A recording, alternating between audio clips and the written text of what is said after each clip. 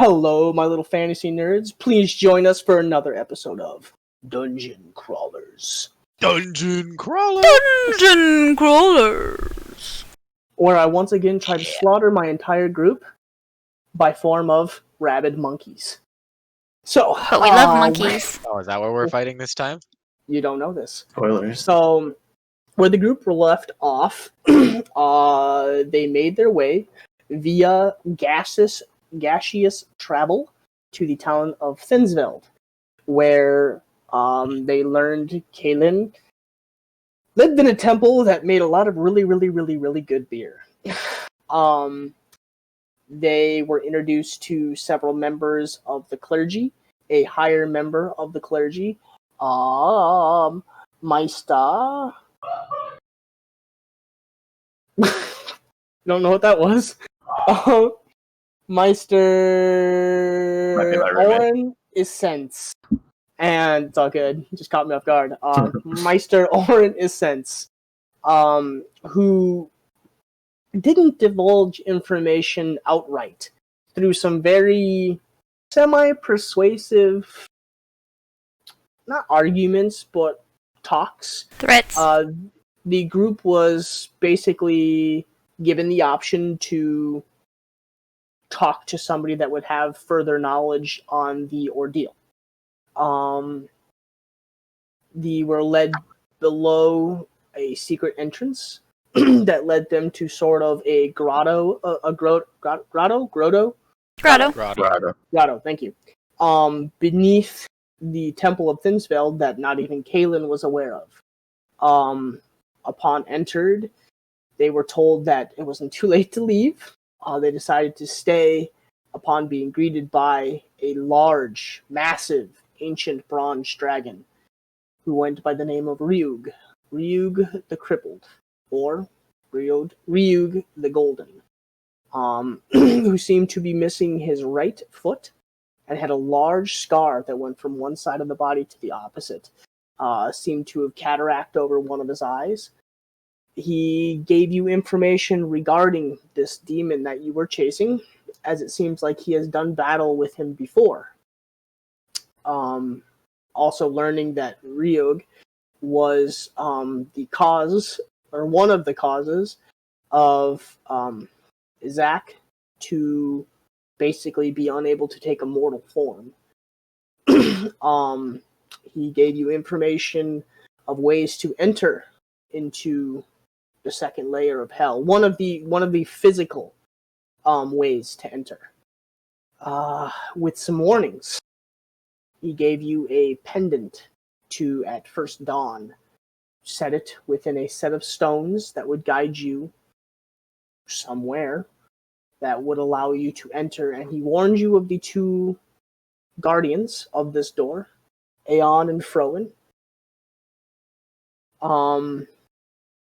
He also answered some other questions and alluded to a very high, powerful stone that Kaz had been carrying. That was kind of unknown to Kaz. He just thought it was a large sapphire. But lo and behold, was a ley stone, which was pre like magical nuclear fallout, pre-calamity basically. This is a ley stone like ley lines that exist, right? The same. Okay. Yep. Because remember, understood the term.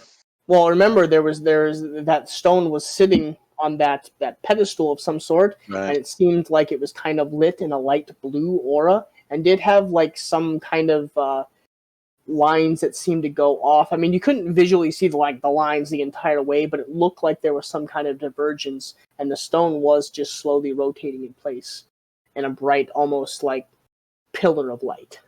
Yeah. But he alluded you to the ley stone, telling you that it was a very, very powerful artifact, and to basically guard it well. You guys made your way out of the grotto. Kaelin, now being with some questions well answered on Kalen's end, making him I believe it was a Order of the Golden Sun.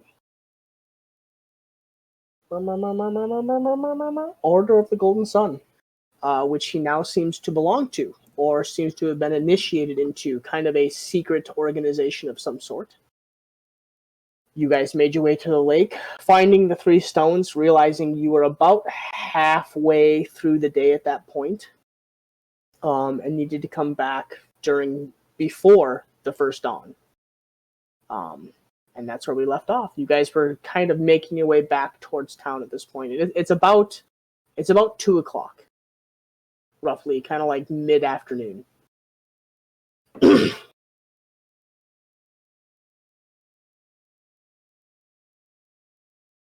And we had headed back. That's actually what I don't remember. Had we gotten as far as going to sleep? I think we were No. on our way back. Yeah, we were just on our way back. Yep, it was mid-afternoon. You guys were on your way back.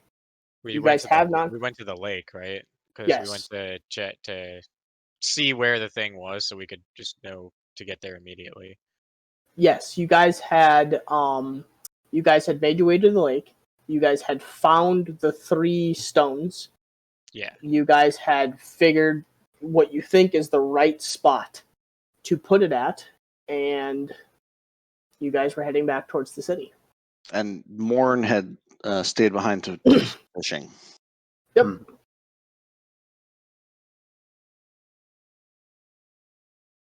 Oh yeah. I forgot about that too.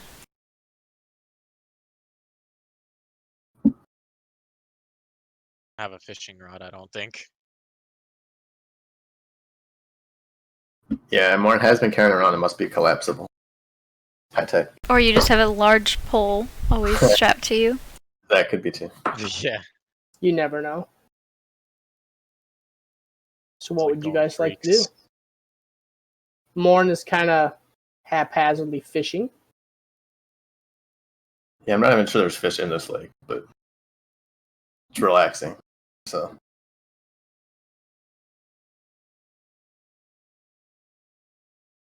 Well, I know we were walking back. I would have probably just walked back to get would've- some rest. Probably. You also should probably assume this will be the last time for a while, because remember, Ryug had said that time moves differently on the demon in the demon realm. Yeah. So you're not sure how long you guys will be gone, and you're not sure what that entails. yeah, Morn's stocking up on fish. Will be good for food. Hell yeah. I guess it'd be a good time to try and make sure that we're probably stocked up on everything before we venture forth. Yeah. But knowing that we have to get up at dawn, I would probably head back to try and get some rest as soon as possible. And just remember, you have to be. It's at first dawn. So you Yeah. need Yeah, to be there first light. before first dawn. We're leaving in the dark. Mhm. It's still like midday, right? It's probably like 2:32, roughly around that time. Yeah, I'd probably fish until about dinner time. Give it like maybe 3 hours around the lake. Roll 3 dexterity checks. How many? 3.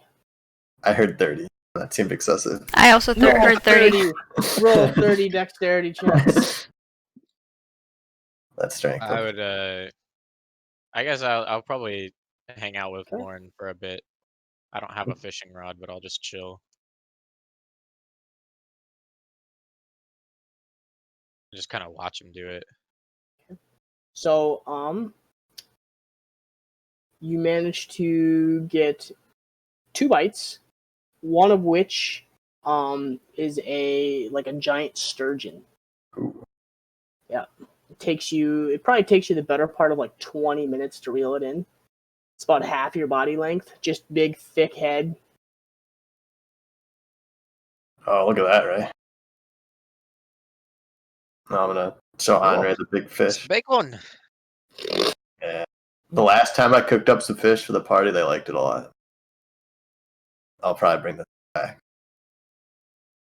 How long ago was that? Oh, it's been a while since I've had the chance to really fish too much.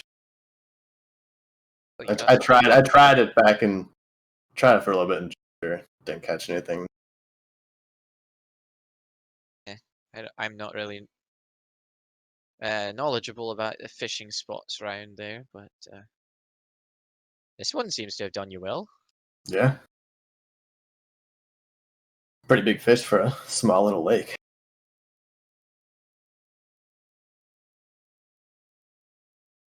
They're not normally this large.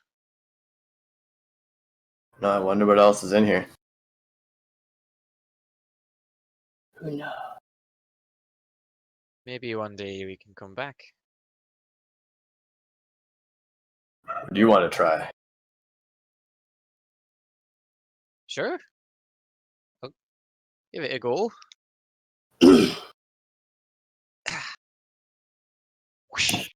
Okay. Roll a dexterity check with disadvantage. Disadvantage? Okay.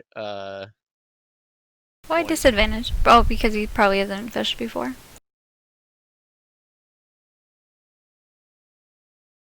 Wasn't really anywhere to fish. And then once more. 14. Okay. You managed to not hook Morn. So for your for your first time, you're like, okay, like this, and it goes a decent distance. You get like a medium cast. It gets out there and bops on top of the water. So Wait.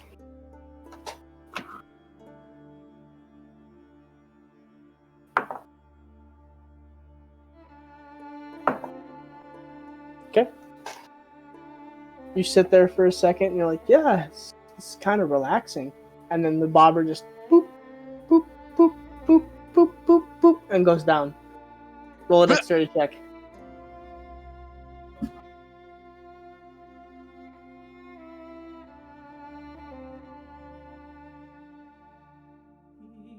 Very Bang. nice. You pull the, like, watching Morn like fish the last time, you pull it really, really hard, and you got something on the line. You just start to reel. Roll, roll 2 strength checks. How hard is it pulling? It's got a little tug to it. Alright, that's 1. You start to reel it in, and it's not too bad. Pull a little more. Yeah, you just really get it, and you start getting up, and you see this probably like 4x4 shape, like a dark, like almost like a head coming up from underneath the water. And you continue to reel it in. I'm gonna walk over into the water to like grab it, but also like have a hand axe ready in case it's not a fish. He's like, hand behind his back. He's like, yeah, good job, Andre. Good job. Just keep reeling. It's a person! Okay. And as he gets to the shore, you pull it up, and it's like a big old snapping turtle. Oh shit! I'm gonna like jump away from it. I'm not gonna hit it though. It's just kind of floating there, and it looks pissed off. It's just kind of like floating there, and it's like trying to push itself back into the water. As Andre's like, yes, I got it. Oh shit, that could Fish soup! I mean, it's not Except huge. it's turtle soup! It's like probably like, like yay by yay. Like it's like a medium sized to small snapping. Small for a snapping. Yeah, it ain't. It's not like fucking huge. To you, it's like one-handed. You could probably push it down and like with the hook. Flipping turtle bites your fucking feet off. Hey, that ain't a fucking lie. No, I've had that shit come real close to taking off a finger before. And that's actually how I lost half of my fingernail up at the cabin 3 weeks ago. Messing with a snapper. Yeah, I got a little drunk and decided my kids had never seen a snapping turtle before, so I jumped off. Yeah, remember I broke the pinky toe. That's right. Oh, I didn't hear that story though. That's pretty good. I'm a dumb hillbilly. So Morn just kind of like you waddle out into the water and you kind of like down on top of the head and you hold it. It's kind of like jabbing out at you and you're just like, okay, stop it, little fucker. And you just like pop the hook out of its mouth and you kind of like push it off into the water. Yeah. You did lose your bait, but that's all right. Oh, did I do something wrong? No, I haven't caught a turtle before. It's not too bad. Not quite what we were looking for. Things nasty. So first then. Yeah. Oh, we could have made a turtle stew. They seem kind of irritable. Yeah. You can bite your leg off if you're not careful. I'd rather avoid that. Well, I'm gonna bring the sturgeon back into town and see if Barkeep wants to cook it up, or maybe I'll have to do it myself. Might be eating well tonight, right? I'll definitely give it a try. Oh yeah, really, I'm quite good at cooking. Yes, we've experienced Morn's fish before. Well cooked fish. Oh yeah, nothing but the best. No pin bones or anything. No. Mm-hmm. Yeah, I'll bring it back into town. Okay. Big old sturgeon. Okay. Yeah. Okay. Strap it to my back. Did you, when you were fishing with Andre, what did you do with it though? Oh, I threw it like 30 feet up out of the lake. Okay. Yeah. Probably laughed at it while I was trying to flap back to the lake. Yeah, I mean it's like it's a big fish. It just keeps trying to kick off of you, obviously. So, but you know, it's not the first time, so you're just kind of like, all right, shut up. I think at this point it's dead. It's been out of the water for. You'd be surprised how long a sturgeon can go outside of water. Little tricksy bastards. Get all my dice. I'll really look at it. I think they can go for a while. Yeah, they can go for a while.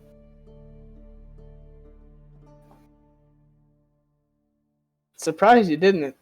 To learn something new every day. Today it was how long sturgeon can last outside of water. Yeah, anywhere between. Yeah, it's pretty normal for fish to be transported out of water for 4 to 5 hours. And they can go longer than that. That's crazy. Okay, this sturgeon's still alive. Good lord. They also live more than 100 years. Yeah, they're. Have you ever seen like a real fucking old one? They're like, I mean, they're like fucking like 10 feet, some shit like that. They're huge. Actually, I think they're even bigger than that. They've actually been. I know. Sorry, stream. That was actually the in China. They thought it was the Loch Ness monster, or like a bird, like a plesiosaur, because it was just so fucking old and so fucking big. Oh, yeah, it was a monster. That's nutty. Yeah, was there like a some sort of restaurant in town that would have like made cooked meats outside or something like that? Thinsveld, the inn might do it for like a small price, or if like it's big enough, you know, they might like cook it up and like share it with everybody type deal. Or you could take it to probably the monastery and they would just serve everybody with it. Ain't doing that. I'll leave it outside the tavern and walk inside and explain like, yeah, so I got a sturgeon. I don't know if you're willing to, cook it up, give some people some nice fish. Free, of course. On me.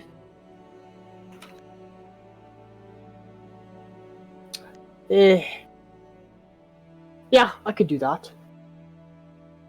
I mean, bring kind it of in. reaches out. Yeah, he just reaches out and like, are you gonna offer it to him? Yeah, I'll go outside. I left it outside, so I'll go out, grab it, and bring it in. Okay, so he takes the fish and it's really big. Be right back. Great. And like he just starts like carving up and says he basically says he'll have it ready by supper time. Perfect. Thank you. Hell yeah. That went well. Yeah. Oh, now I can't wait for dinner. Curious what he'll do with it. Grill it, fry it. Who knows? How do you like your fish done? Actually, the first time I had fish was not too long ago, and well, let's just say it was I'm not sure you can call it any of those things. It was. I did what I could with it, you know. I heated it up. Turned out pretty well, I would say. Right. Sometimes it's all you can do. Yeah. You know, you're out and you've only got the essentials, or maybe you don't.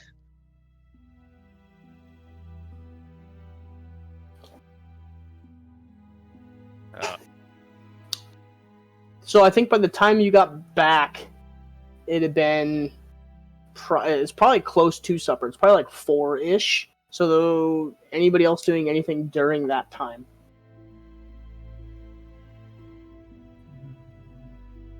So for like 2-ish hours. While Henri and Morn are fishing. Yay. Gone fishing. I would kind of. I think I'm in a panic that our gold is still gone. So I'm going to try to find a card game or a dice game during that time. And I don't want to make trouble in Morn's hometown. So if I don't find one, I'm not going to start one. But if I find one, I want to join it. There's actually 2 different games going on right now in the pub, because it's like a Friday night, so like most of the guys are done for week or like work for the week. They've got a lot of stuff done. So there's like 2 tables where there seems to be like some card or a dice game. I want to sit at the dice game and see if I can play a few hands to make a little bit of gold.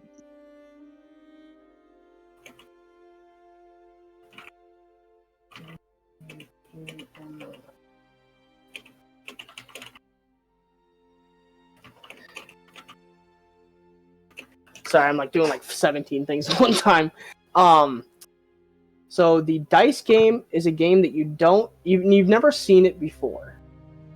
You watch it for a while and make a perception check.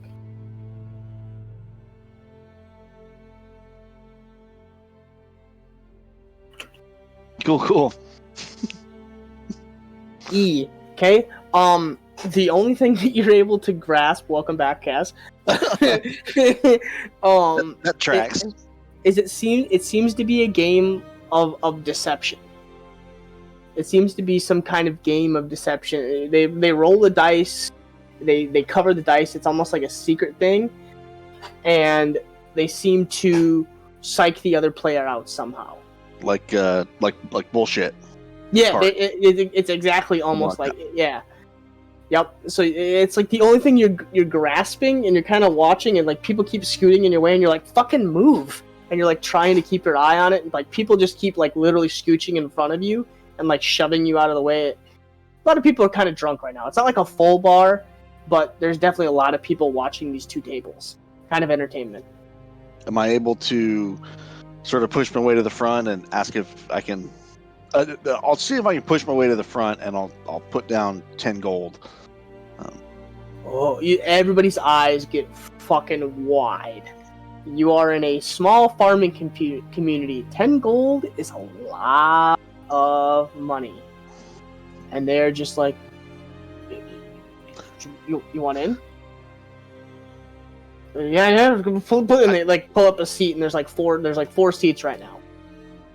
What's the ante for this game?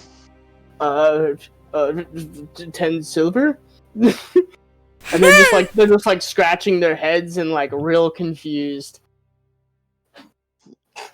Then anyone willing to play for more. You look around the table, and they look like poor farming people. like probably not. Like, Okay. probably what they're playing for right now is pretty high stakes. For them. Yeah. For them, you know, it's yeah. Okay.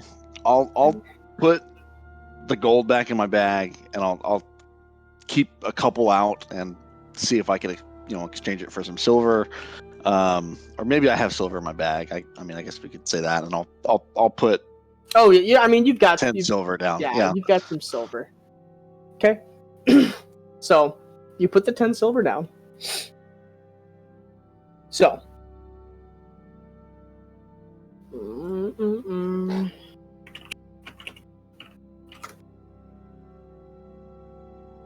I gotta remember how to play bullshit again. You have cards in your hand. You go around the table, and the goal is to go in order. And you'll say, let's say you're next and you have to do threes. And you don't have any threes in your hand, so you can put 1 or 2 or 3 or 4 cards down and say 2 threes, 1 3, or whatever. And then if the person thinks you're lying, they think, you don't have that many threes or you don't have any threes, then they can call bullshit. Yeah. Okay. So, I think this game, they explain it to you. So take 3d6s, which will be 3 cards. You'll roll the cards, and then you're either going to say higher or lower. And each individual that they roll the 3d6s, and you can take one of them to make it higher or lower than your number. So you'll roll the 3d6s, and they can look, they can go around the table, and they can say either they'll look at you and you'll ask them if they'll say my number's high, or so say the number goes to 10, and they'll say that okay, so the number's to 10, so we start at 5. It's like damn it, how about we just do it this way? Fucking just gonna make it way easier. Just take a D100. There should be one. I think there's one on Roll20. Yes, there is. So 50 is the base number. So you'll roll that. And 50 is the base number, so you basically go each individual on the table, and you'll say it's either higher than 50 or lower than 50. And the person will tell you, you'll look at them and they'll say it's lower than 50. And if you guess right, you win what they have in front of them. But you can ante or you can raise on each one of those numbers. Okay. Okay? So, you take your cards, you lay your 3 cards down. I should probably get a piece of paper so I can write each one of these individuals down. Meow. It's a very simple game for very simple people. 2. Okay.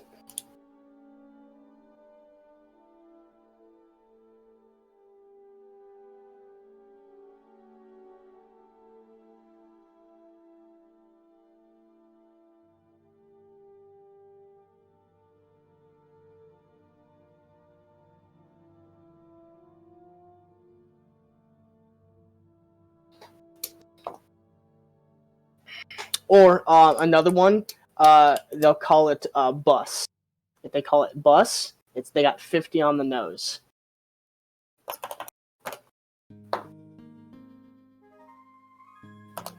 Alright. So you guys roll your cards. Everybody puts the 10 silver in front of them. The individual to your left.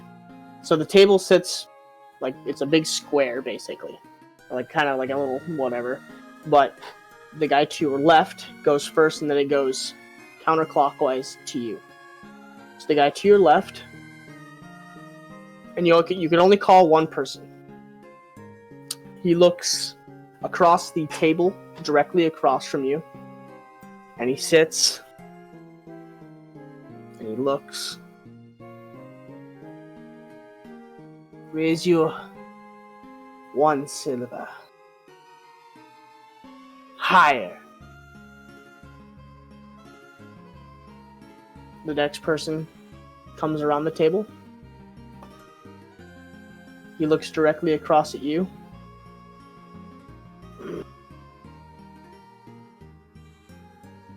Lower. Person next to that looks across the table at the guy that just bet against him. Higher. And it gets to you. So I just want a 100. I roll a D100, right? Just 1d100. And 50 is the base number. And then either you're higher or you're lower. And then, or you're bus. If you have a 50, you're bus. You're just in the middle of the road.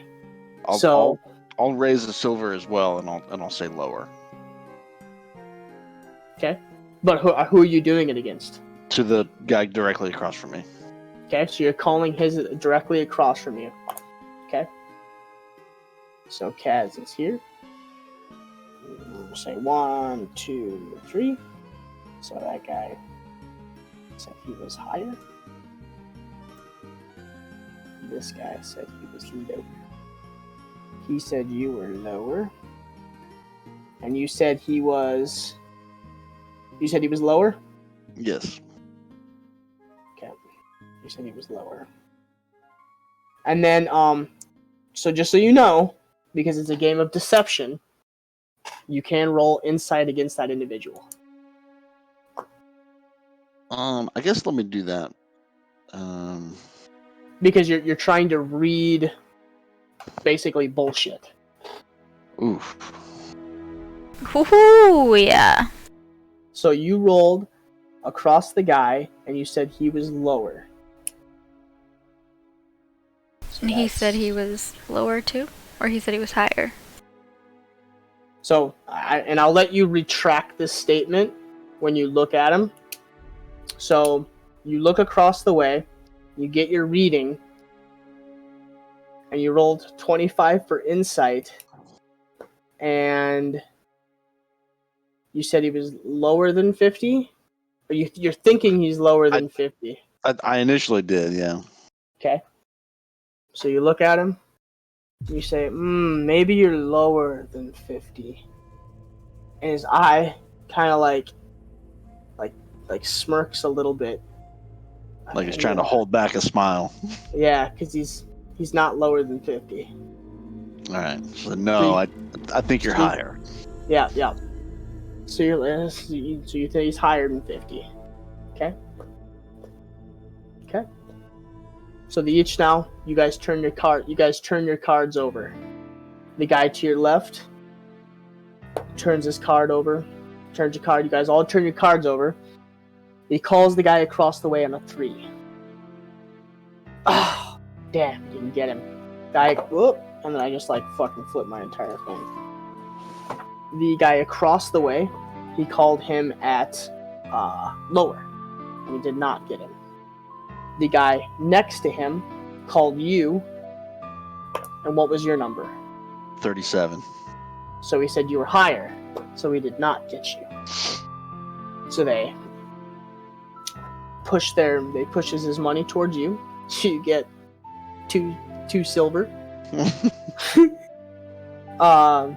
The guy next to him called the guy across him, and he said he was higher, and his number was 90. So he gets him as well. He takes his money. Both of those tables clear up, and the 20 silver from those two individuals gets pushed towards the center. So now you're playing for basically 40 silver. Well, 30 silver plus your 10. Yep. So now it is you. So this guy is gone. So it's the guy to your left. Nope, this guy's gone. Sorry. The guy across is still there. So to your left and to your right, they're still there. So roll another D100. Yep. I'm doing it on my phone. That's fine with me. For suspense. For suspense. Okay, so this guy. Okay.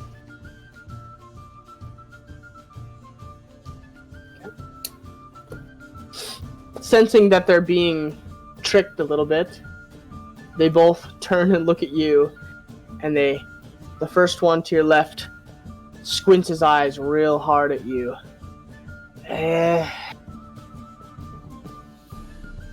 Scratches his like really nasty, like patchy beard. I see. You're lower. You're higher. You're higher. Yes, you're higher.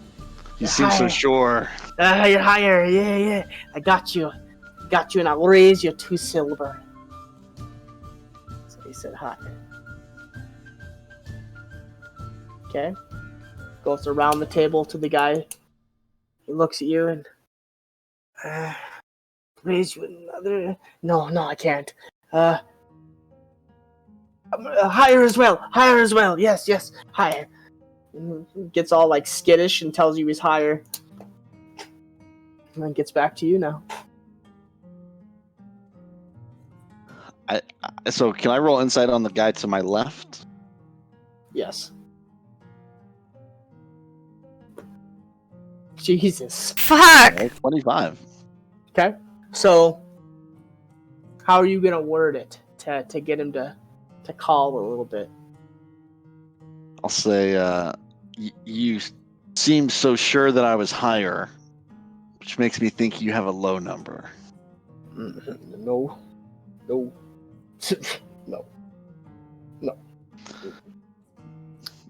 And you kind of you get this like, Jesus, you're a really bad bluffer. Yeah. Yeah, I'm gonna say lower. Yeah, okay, yeah, it's fine. Totally, Okay. totally.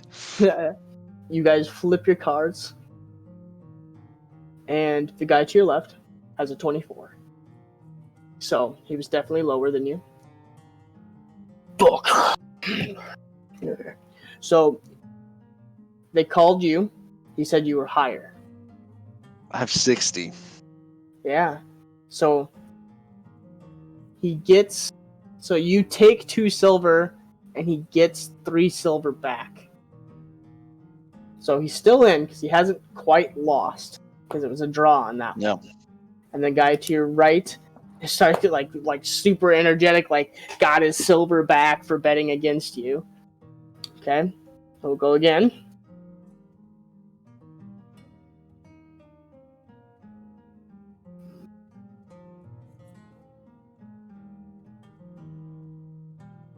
Okay.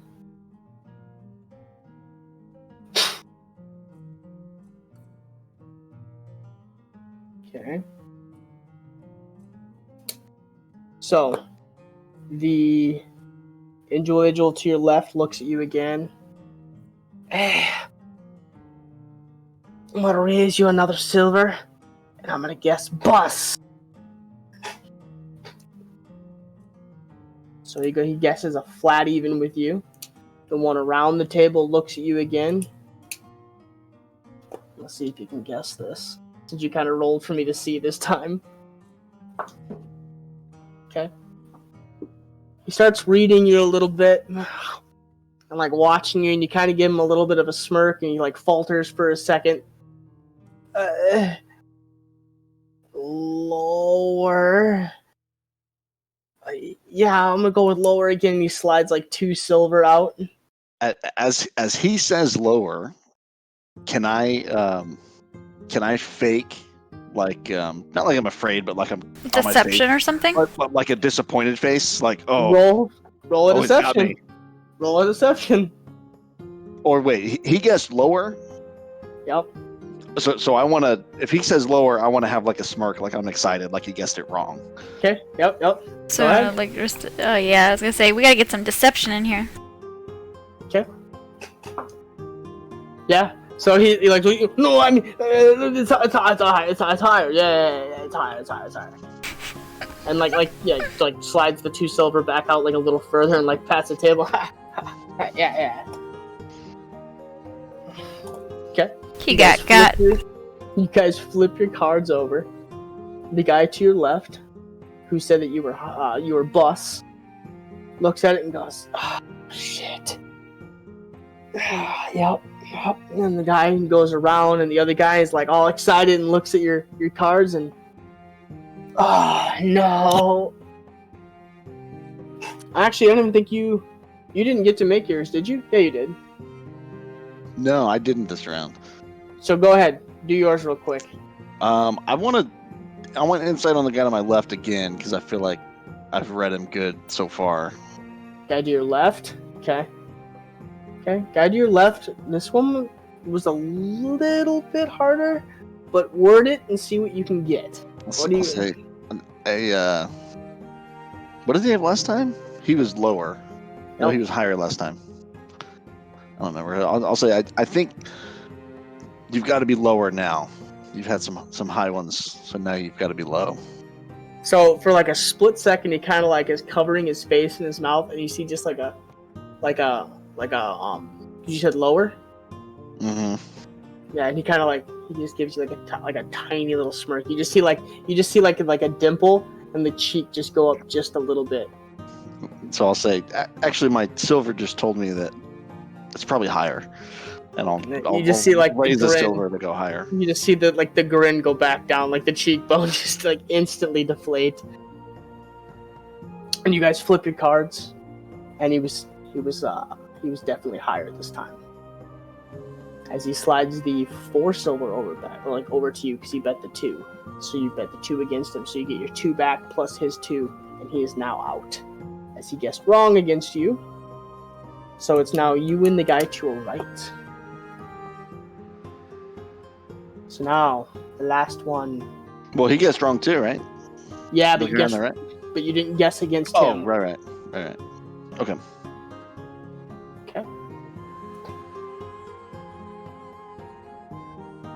So he looks at you, and he's kind of getting shaken. He's beginning to cover like his face, and he's like trying to hide from you. Okay. And he kind of looks at you, and he just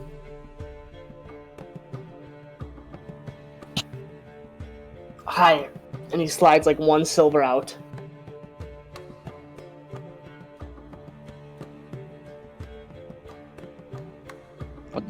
Okay, I was gonna say this is gonna require a little bit of a higher DC because he's trying to cover his face, but I'll say I think you're higher as well.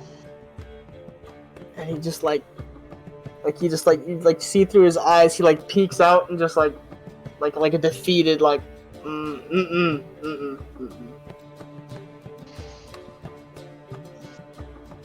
You guys flip your cards over, and his cards are higher, and he guessed lower, or he guessed high for you as well, and not. As he sits up, nice game, nice game. And he slides the silver over towards you, and nobody else seems to want to get at the table with you right now. So how much silver do I?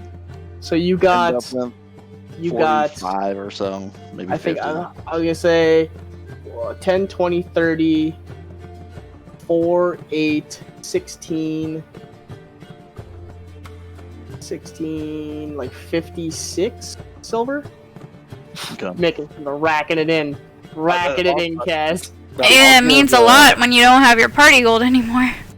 All those little pieces. 5 silver apiece to the 2 guys that were left at the end, and I'll just say, hey, thanks for teaching me a new game, and I'll give them 5 silver back, and I'll get up from the table. Thanks, man. Appreciate it. They seem real defeated.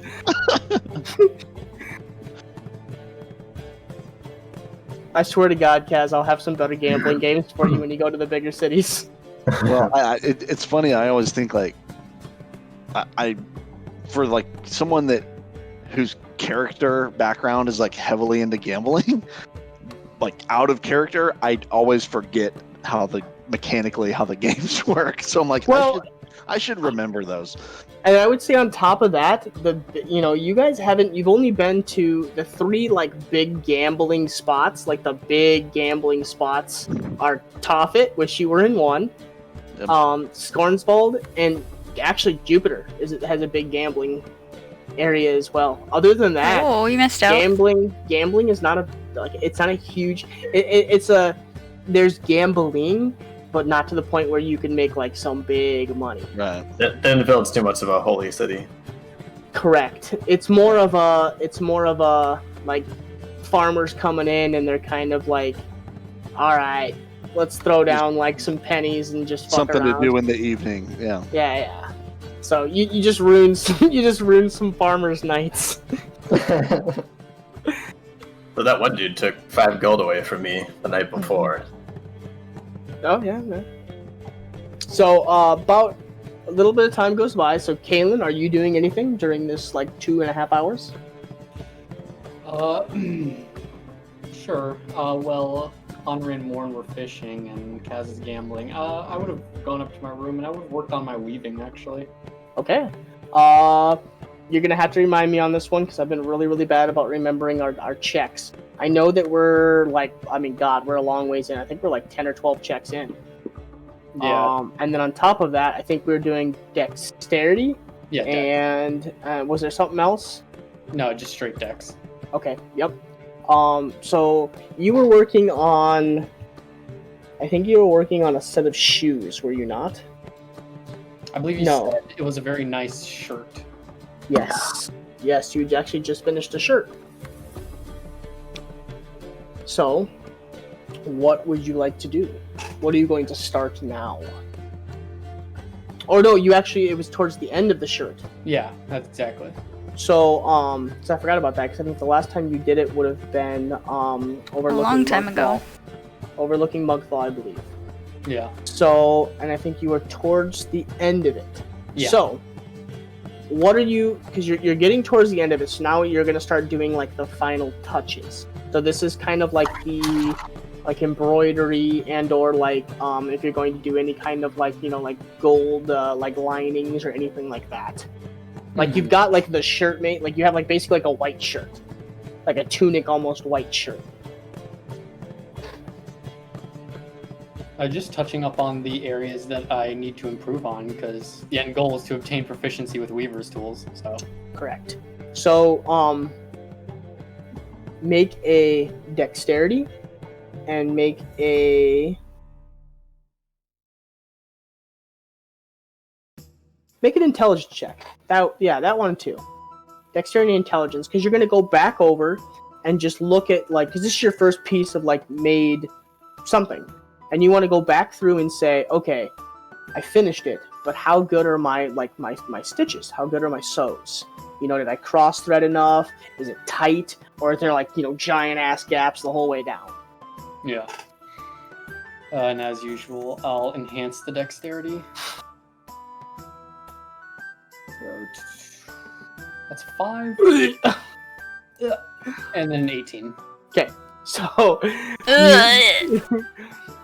you make the last couple of like stitches, and you go back through, and there's like some like pretty like towards the beginning. There's some like there's some areas where it's like you like went like you did a stitch, and then you like it's almost like you missed like 3 or 4 inches, and you have like a gap, and you like try to fix it, and you're just like almost making it a little bit worse, and you have like a bunch like you have one area where it's like kind of bunched up, and then you have another area where it's like seems like you folded it too much, and you're like shit, and you're like trying to fix it, and you're like undoing some of the sew areas, and you're like no not like that.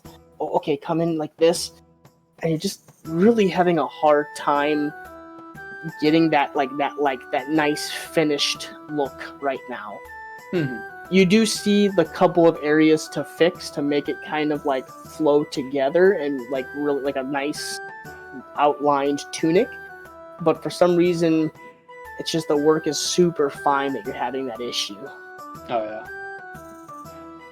So are you doing this for the whole 2 hours?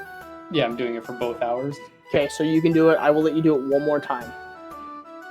So I'll say in that within that hour, you'd be able to get it like one more time, where you're just gonna try one more time.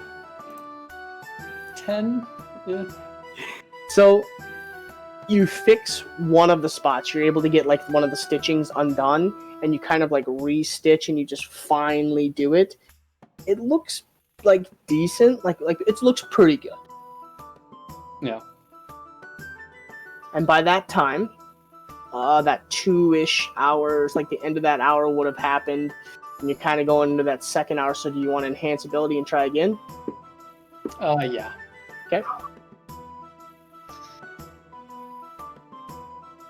Come on. Oh my god, a 5 again. Oh baby. Oh my god, no. It's gonna be a rough night if you guys keep rolling like this. You start on the other side where there's like a gap, kind of like at the shoulder, where like the arm meets the end of your shoulder. You start to fix it, and for some reason you keep bunching up the shirt, and you keep pulling it, and you're trying to like even it out and make it look nice, and you pull it through, and for some reason the end of your knot just keeps bunching up, and like as you pull it tight, it just slips through. And you just keep trying to like make the knot bigger, and you try to do the fold over and your cross stitch, and you're just like, oh no, not okay, damn it. And you're like pulling it back through, and you're cutting off the knot and tying a new one and trying like another stitch through, and you're having a real rough time. Yeah. So I let you try one more time. Alright. Come on. Come on, baby. Come on. Dust it off. 18. Hey, yeah, There we go. So you put all the sewing stuff down, you walk around the room, and you like start psyching yourself out. You're like, come on. What happens when you don't practice for a while? Come on. Let's go. And you're like rubbing your hands on your pants, and you're just like psyching yourself up, and you sit down in your corner, and you're like, Weave with the power of the gods. you stare in the corner, and you just stare at the corner for a second, and you're like, power of the gods, power of the gods, power of the gods, power of the gods, power of the gods. And you start sewing, and it just and it's like it's a clean line, and you're just like, yes.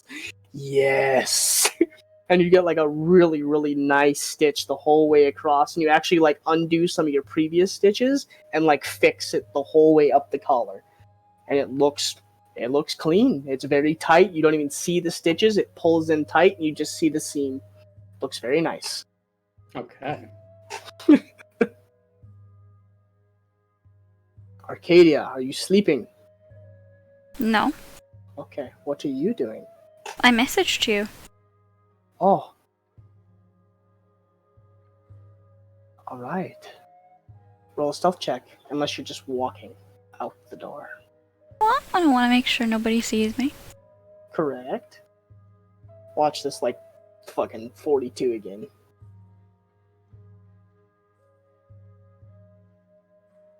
At least it's not double rolling.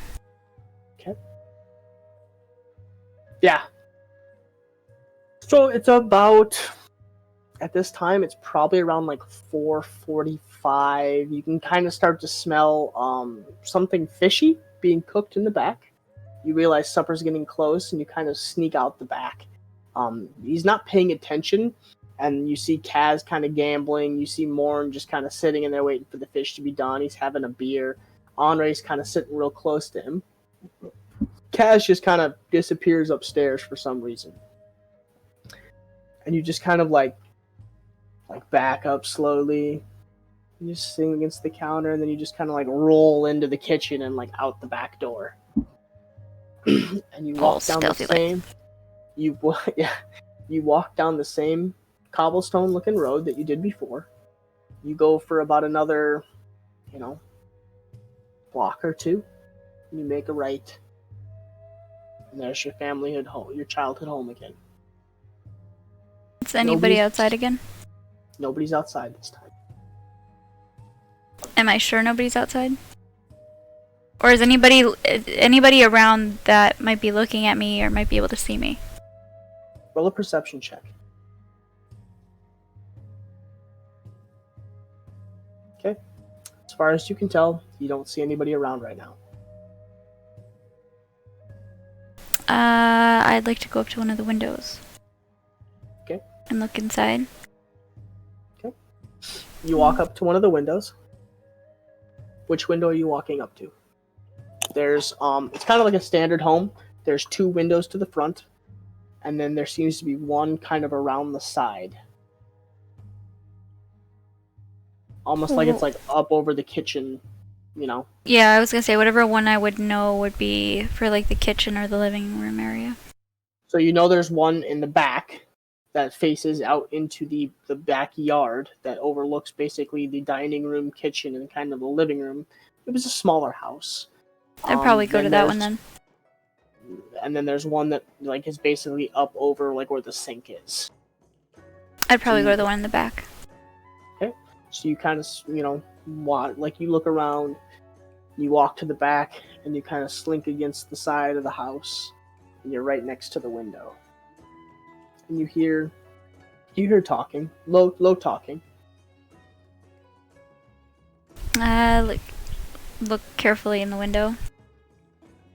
Okay. Roll a perception check and another stealth check.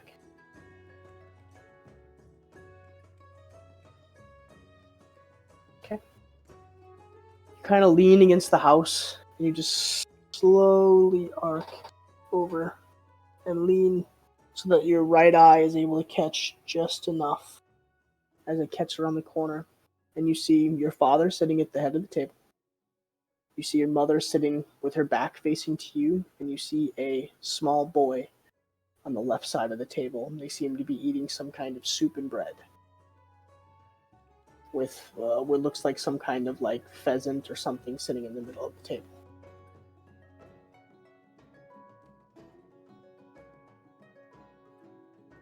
All right. I'm gonna sigh, and I'm gonna walk away. Okay, you stand there for about 10 minutes or so, and you just look.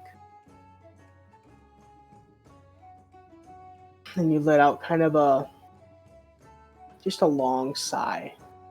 You roll back off the house and take off back into the alley towards the inn again. Yeah, and then I would just walk back to the inn and just try to be discreet walking back in. Okay, make another stealth check.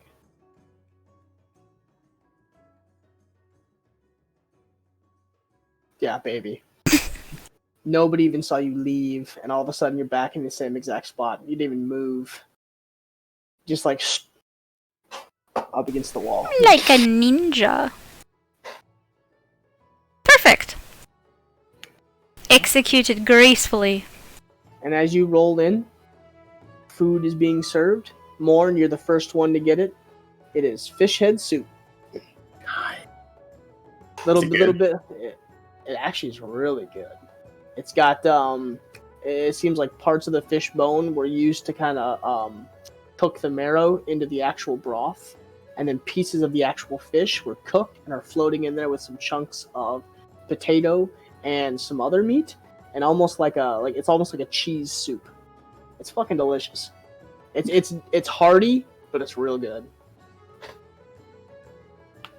After I eat like maybe half of it, I'm gonna walk up to the barkeep and be like, "Hey, this is for everybody. Offer it up." Well, as you look, he's got like a big plate, and he's got like several bowls just sitting on it. Oh, okay. It's like, So it's pretty apparent that's what it is. well, what do you think I'm doing? You brought it in, so I had to serve it to you first. I Give me. appreciate that. It's quite good. You're welcome. Thank you for the free meal. And like begins to like serve it out. As he gets back, and as you're kind of like back turned, he puts a mug down next to you. That's for the free dinner. Good beer. I'll take that. It is an oatmeal stout, very heavy, big, frothy, thick foam at the top, and you're just like, ooh, baby, as you dump it down. It's heavy. It's got a it's like a 13% alcohol. Yeah, I'm probably gonna stop after this one. This is my second, right? So I had one. Yeah, I'll stop after. But yeah, it's good stuff. Yeah. Okay. Anybody else, Mr. Strat? Were you just sitting waiting for supper?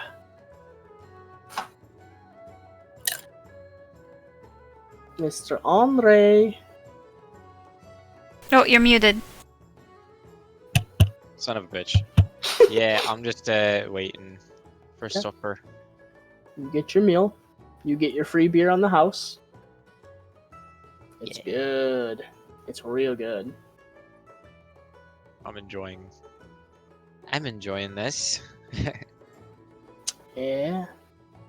About 6 o'clock-ish rolls around. You guys have eaten. You're full. The beer's good. You're feeling pretty good. What would you like to do next? Wee ones. Should probably go to bed a bit early. You know that usually dawn comes around 5:45 a.m. roughly-ish. We'll want to be there before the light comes up. Hey, We best leave nice and early. Make sure we don't miss our chance. so that means we should probably get to bed earlier. Yeah, I'll push my bowl away and then I'll get up from the table. At least all of you. You get up. Well, Sorry, everybody, I'll be heading up to my room then. I hope everybody has a good night, and I'll see you bright and early. That okay to you? And I'll walk upstairs. Kaylin, your dinner is actually brought to your room because he knows that the barkeep does know that you spend a lot of time usually to yourself. Mhm. Dinner, it's made fish head soup, nice and cheesy, and like sets it on the table as he like watches you like as he comes up, you're like furiously like doing the sewing right now. Yeah, I'll just look up really quick and be like, thank you. Not the problem. Enjoy sewing, and like turns around and walks out. About 45 minutes later, like right as you're finishing your meal, you hear footsteps coming up the hallway as Arcadia is starting to make her way towards her room. Mhm. But you're unsure of who it is. Anybody else? I'm just gonna I'm not gonna be drinking anything, but I'm just gonna be kind of watching the fights or whatever, as late as they go. I don't think they went that late. But Watching the what? just the arm wrestling. No There arm isn't. wrestling tonight. There's Okay, just a little okay. bit of gambling, and it seems like just a little bit of playful drinking. Okay, then I'll just kind of chill down there.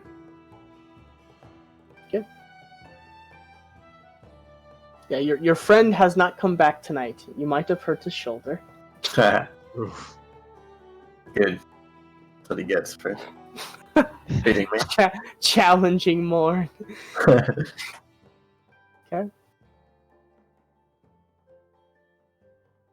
Arcadia, you climb into your bed. You lay down and just kind of relax. I'll probably go to sleep pretty easily. Okay, it's about 7 o'clock at this point. So the night creeps in. About 9 o'clock, I'm gonna go up to the barkeep and be like, "Hey, so we have to get up early tomorrow. How early would you be able to make breakfast?" Well, depends on how early you would like it. I'm afraid it'll still be dark out. I could whip something up tonight and have it sitting on the table for you in the morning. That would be awesome. That can be done. I'll tell the Sheila. Appreciate it. Not the problem. Kind I'll of like make walks in the back and you hear him telling her something. That's really early! Well, of course it's early. They said they wanted breakfast in the early morning. Can't you do one thing at a time? Don't talk to me like that! I'm gonna like awkwardly like look kind of down and make my way up the stairs to my Okay. room. You look down gonna for call a the split cops second, and and hear like the look, screaming. like you look into the kitchen and you see this like thick dwarven female with like huge like bright orange mutton chops, and she is just like twice the size of the barkeep, and she is like, "Don't talk to me like that. Who do you think you are? I told you not to talk to me like that. Who do you think you can talk to me? Don't yell at me. Kill you this time." You're just like, "Oh shit!" And like Domestic dispute. You like make your way up for this, and you can tell like it's not the first time this is happening because like literally nobody else is paying attention to this. Yeah. Okay.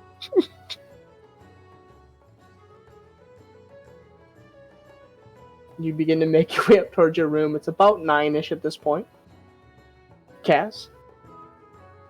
I'm just gonna head to bed when I'm finished at the card table. Okay. They let you in for one more go of the... roll a d20. Just roll one d20 for me. Yeah. What'd you roll? 17? Okay. 17. They let you in for like one more game of the dice game, basically, and immediately regret it as they lose another 30 silver. Like a new set of like individuals come in, and they're like they're freshly drunk, and you don't know where they came from, so they must have been like drinking at home, and they've made their way into the bar to have like a couple more, and like you catch them like sitting down to have another game, and you're like, "Oh fuck yeah, let's play another game." And you sit down with them, and like you can see their buddies are like, "No, don't, man, not that guy, not that Don't guy." do it. And they're like, "Oh yeah, come on, play with us. And you sit down, and it's like 10 minutes later, they've lost like 30 silver, and they're like immediately bummed out. I love it. I'm so happy. Like Andre, you're just like watching it go down. You're just like, oh no. I was like, oh, these poor suckers. Kaz is just rolling them. It's like watching like the guys they go play like those big poker tournaments. Yeah. Like going to some hillbilly town in the middle of fucking nowhere and going like, I've never played poker ever in my life. And also it's like an amount of money that you wouldn't care to if you lost it. So like you can really gamble like, aggressively and win. Yeah, Kaz does like the same thing. He like sits down with like a stack of like 3 or 5 like gold coins, and these guys think they're gonna hit it big, and Kaz just rolls them. Like not even trying. Like Kaz is just dicking around the entire time, and he's like, yeah, if I lose 5 gold, I lose 5 gold. It is what it is. Right. Shortly after that, you get up, you tip them again, you give them like another silver or 2 back, and you're just like, have a drink on me, guys. And you just like walk upstairs, like you're doing that thing where you roll the coins over your fingers, and you're just like all the way up the stairs. One dice save, you can have it back. Henri, you're the last one downstairs. Whoa. Is it like dark out now? About 9:30. Oh, it is. So is that yes? Yeah, sun's down. Okay. Job's done. Sun's down. Sun's down. Some. Is the moon out? It's overcast, but you can see parts of the moon. Hmm.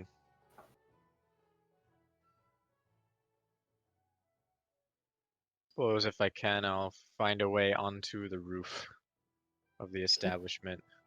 Make an athletics check. Right. There's a way to be done out of your window, but it's kind of off a little bit of a peak. Easily, you just sneak out and kind of slide along the peak and up onto the top and just sit down. There's portions of the moon, but it's like it's kind of one of those nights where it's like a decently bright moon, but every like 2 or 3 minutes, like a big cloud kind of goes by and covers it up, and then after like 3 or 4 minutes, it kind of uncovers and the moon beacons down again. Hmm. Those nights are always neat. Yeah. Mm-hmm. Especially when the moon is really big. It's about a half moon. Half moon? Okay. Yeah, about half moon. So it's still pretty dark. Yeah. So you guys all go to bed, minus Henri, who's doing a little moon. I'll just doing chill. a little moon bathing. Yeah, I'll just chill up there for a little while, and if nothing like happens that would draw me away from it and require my attention, then I'll just slink back inside, and eventually go to bed. You guys all find rest.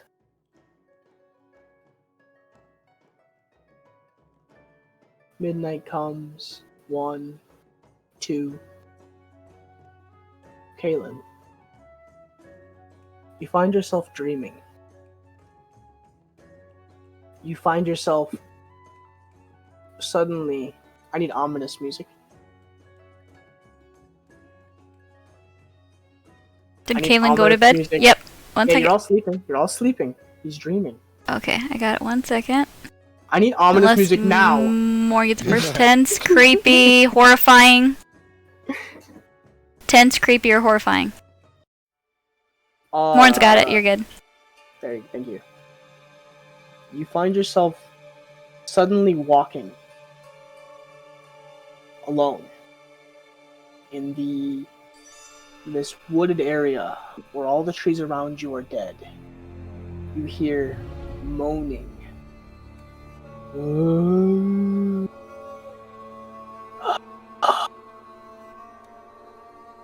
You look around. You scan the entire area around you.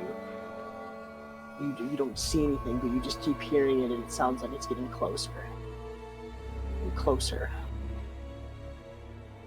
And suddenly you look down at your feet, and several arms are reaching up to the ground and grabbing around your calves and your thighs. And you're finding yourself hard to move, and you're ripping the hands and the arms off of your legs. You're trying to run as you run, and as you're running through this forest, and this slow, like, white fog is creeping in, and you're ripping arms off, and they're tripping you. You fall. You get up. You go to pull your mace out. You draw your shield. You don't have any of your weapons. The arms continue to grab around you. You fall again. You stumble. You roll up. You tear your tunic. You continue running. The arms are grabbing out towards you. And they're just grabbing, tearing at you. You fall again, and this time they get a hold of your shoulder, and they begin to hold you to the ground. You pry yourself up as you punch at the ground, and you begin to tear the arms off of you. And you hear, Young Kaylin, you've hid from me for so long. She hides you from me.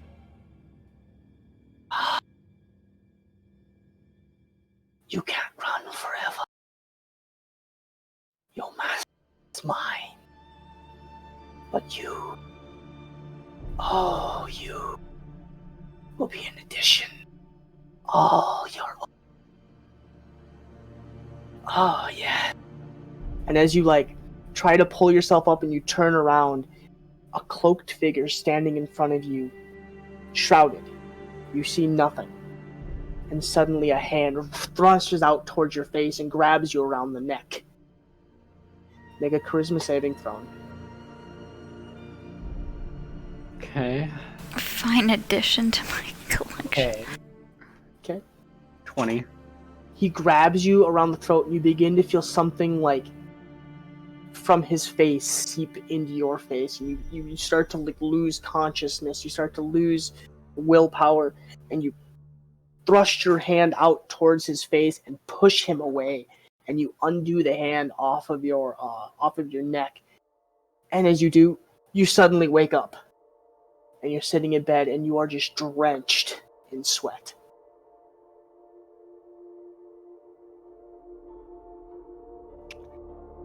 I'll just kind of I'll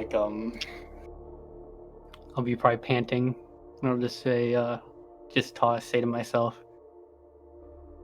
running, huh? And I'll kind of chuckle. I'm not running. I'm coming straight for you. And I'll look over at my half plate, which is probably on a desk somewhere with the symbol of the golden sun on it. Yep. And just kind of look at it. And as you say that, for just the slightest second, you swear almost like a tiny beam of moonlight, but it seems like sunlight kind of illuminates the symbol for just a split second. Kind of like a glitter off the metal. And I'll smile at it, and I'll just kind of try and get back to sleep. You lay back down. You wipe the sweat from your brow and from your hair, and you just lay down and for probably a minute or two, like when you have that real bad dream and you lay down and you're kind of like scanning the room. You scan the room for a minute or two and you finally just drift off to sleep. Mm-hmm. As the morning comes, Henri, I would say you're probably the first one up. As you notice, you don't notice anything because it's obviously still dark out, but kind of like internal bearings for a split second, you're like, okay, probably time to start waking up. Yeah. I would go around to other people's rooms, although I think Arcadia and I are in the same room, aren't we? Yes. Yes. And so I'll go over and I'll be like, we should probably get going. Oh, time to wake up already. Aye. Best get out there before first light. And I'll go over around to the guys, get them up, or like knock on their doors, like, time to go. Okay, you guys hear guys, time to go. I'm gonna give a big Time to yawn. go.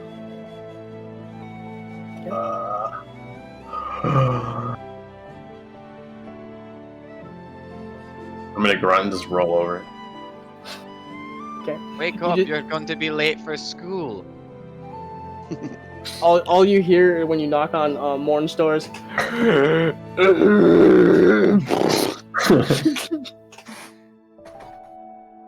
Is his door unlocked? Yeah. You checking? Yeah. It's unlocked. Don't you dare. I'm gonna Roll a stealth check. So Quietly, what are you doing? What are you doing, Henri? I'm gonna like tiptoe up to the bed, Okay. just You- like you- pour a little bit of water on his face. Okay. You stealthing in? Yeah. Okay. Roll stealth check. I am gonna attempt to hear this. Oh, Okay. 19. You gotta be a 19. No, he did. Oh yeah. So You kind of like one eye open. And you're like, I'd be like, "Don't you dare!" and then not move. yeah, and you're kind of like one eye open because you're like you see the door close, Yeah. and you're just like, yeah, I you're forgot just I had like, advantage on stealth. yeah, you kind of like don't you dare, and like one eye open, but like that like sleepily one eye open, and you kind of like scan the room, and you're like, yeah, that's right, bitch, and you like lay back down, and as the moment you put your head back down on the pillow, It's not a lot of water, just like, you know, I don't have to wet the face. all of a sudden you just feel like a like across the face, and you just Oh, like, I'm gonna take out my arm and back slap him as hard as I can. roll to attack. Uh, And roll to attack at a disadvantage because your eyes are closed. And if it's dark in here, I'm basically invisible to him. I'm just slapping in the direction I would think he'd be. Literally just slapping at the direction of the side of my bed. Yep, so roll to attack it with disadvantage, so 10. Yeah, so you slap out, and Henri, all you feel is whoosh, like across your head. You're like, oh, fuck.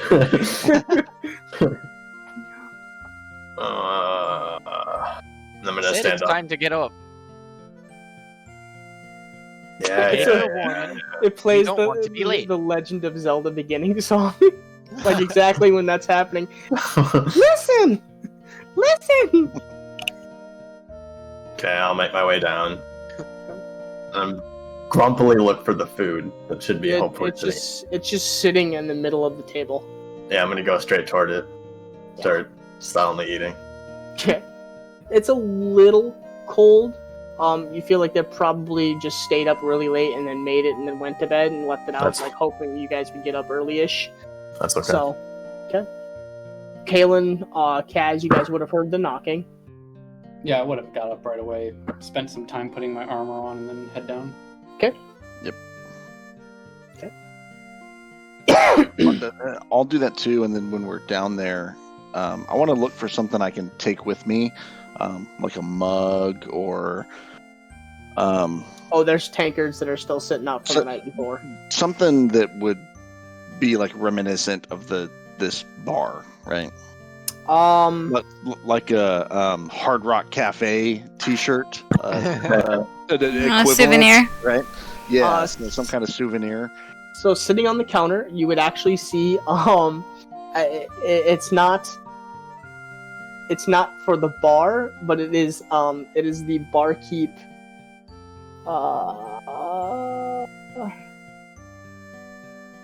It's Farth. Farth. It's his drinking horn, and he left it out sitting on the counter. I don't want that. If I know that it's his, I don't want to do that. But I will take a tankard with me to go, and I'll leave a few silver on the table, just so they can more than buy covers another it. one. Yeah. Yeah, and it's a nice. All the tankers here are actually made out of like ox horn, so they're they're polished ox horn looking. Like they're very nice tankards. Very nice tankards. I'm just looking for something to add to my hoard. The klepto. Yeah. Yep. So, you manage easily. I mean, they're just sitting out, so you just kind of grab one of the tankards. This one is just after we eat, like on our way out, I'll just put one in my bag and drop a couple silver down. Okay. It's a black looking like one with kind of like white streaks in it. Very nice. It's polished. So. We asked Kaz what he's looking for in hell, and he's like, "Oh, the bag of holding."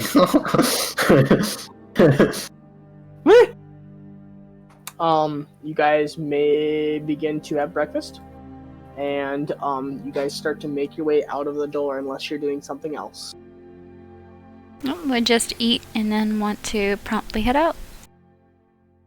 Yeah. Yeah. Okay, it takes you probably like the better part of like 20 or 30 minutes in the dark to find your way to the lake.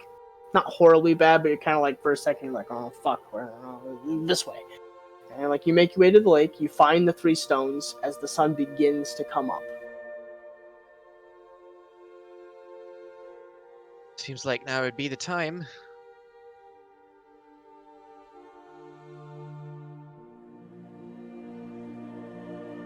Who had the pendant?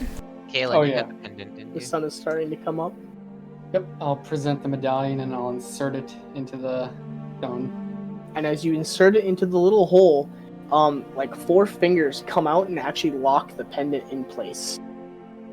It's almost like a ping, and you see like all of a sudden it just holds it in place and you're kind of like, oh shit, as you like let go.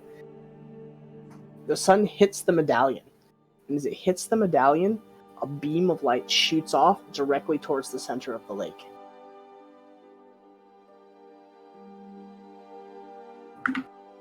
Well, I imagine we should follow that light then.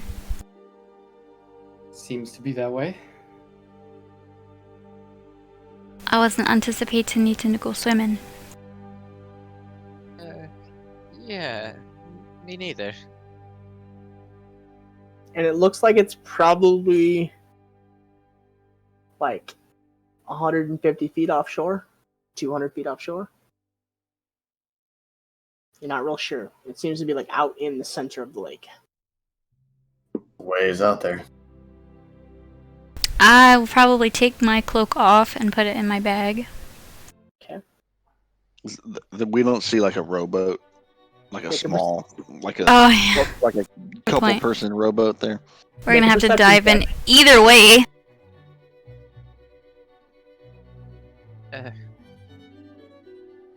Kaz is like, fuck, rowboats.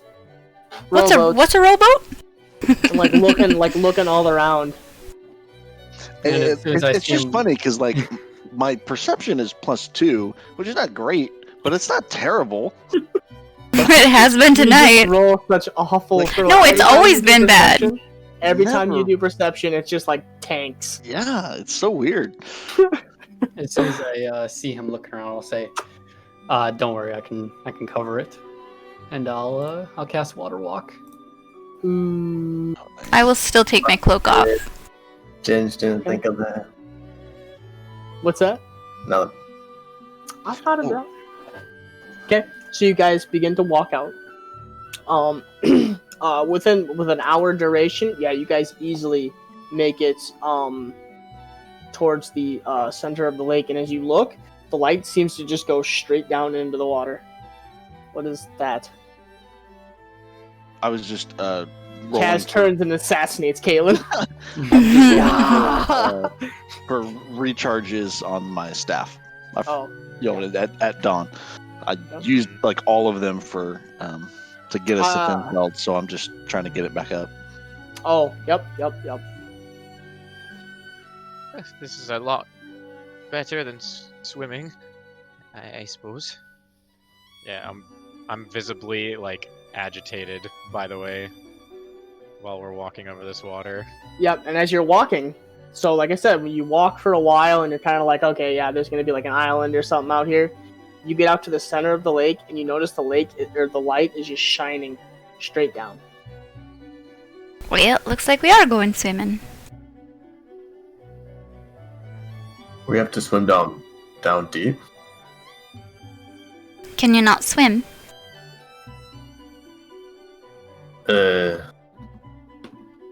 Yeah, I can swim. That thing. I haven't swum in this deep of water before. I think the real question is, can you sink? Yeah, probably. Lucky for you, we're not trying to get to shore. We want to go down, so even if you can't swim, as long as you can go underwater, I think we'll be okay. Yeah, I mean, I can swim like in shallow water, I can stay above the water, but I don't think So you can walk in deep water is not the same thing as swimming. I don't think I can swim down. I don't know how. I will assist in sinking you, don't worry. Look downwards. Oh, baby. I think as long as you can hold your breath, you'll be okay. Arcadia's over here like, oh, we'll assist you in going down. Oh, that's why I was like, oh, don't worry, I'll help you go down. I know how to hold someone underwater. Here goes. Time. I think I might need help going down. I'm gonna take a deep breath and attempt to dive down and probably belly flop. Okay, so you guys watch, he goes, here's nothing. And like face flops and then begins to sink slowly. The water walk is still on, so it just like falls like as if it's ground. That's exactly what I said. He jumps up and he goes to like dive and literally hits it, scorpions, and then begins to sink. Okay, I might start panicking. I'm not sure. After about 2 feet, I'm gonna panic and swim up. Okay, so you guys watch as like not even 30 seconds passes by and Morn comes back up and like begins to just thrash the water. It's way deeper than I thought. You can't see. The light just keeps going, and you can't see it after a certain point. It's like 20 feet deep. I don't like that. Yes, but we have to go down there. So you're just going to have to suck it up and go down. But I swam pretty far down. No, you didn't. I still saw your feet.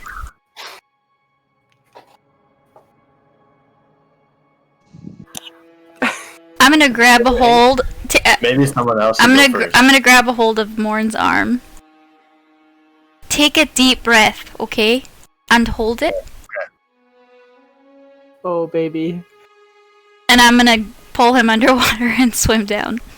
Okay, so you take a deep breath. You grab Morn and say, or you grab Morn's arm and you say, "Take a deep breath," and you begin to sink. You begin to sink, and then you go, and you guys both go in. Okay. You guys begin to sink. Pull him down. Okay. 3 feet. 5 feet. 10 feet. I start kicking. Okay. You kicking back Kicking up? to go down or to go up? No, to go up. Well, I'm gonna kick against that and keep kicking to go down. Roll a strength check, Arcadia. Oh shit! I mean, he's a big boy. What do you think you're gonna do? The giant whale wants to go up. I'm not good at swimming. So I don't know if I'll. I mean, you're a strong guy, So I have a plus. I have no modifier on my strength, so. Roll strength. Roll Fuck! strength with no, roll strength with disadvantage because he's not a strong swimmer. So you're actually still pulling him down as he's trying to kick up against you. Okay. You guys are at 15 feet, 10 feet, and at this point, like you are having a hard time seeing above you guys. Both you guys roll con saves.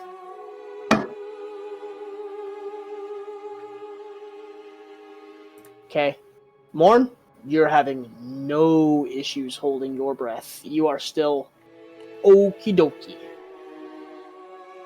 Arcadia, you're doing okay. You're beginning to kind of feel that like overwhelming, like I want to breathe feeling, as it's dark at this point. You just keep descending. And are you still trying to kick to go up, Morn? Yeah, I'm still I'm probably panicking more than before.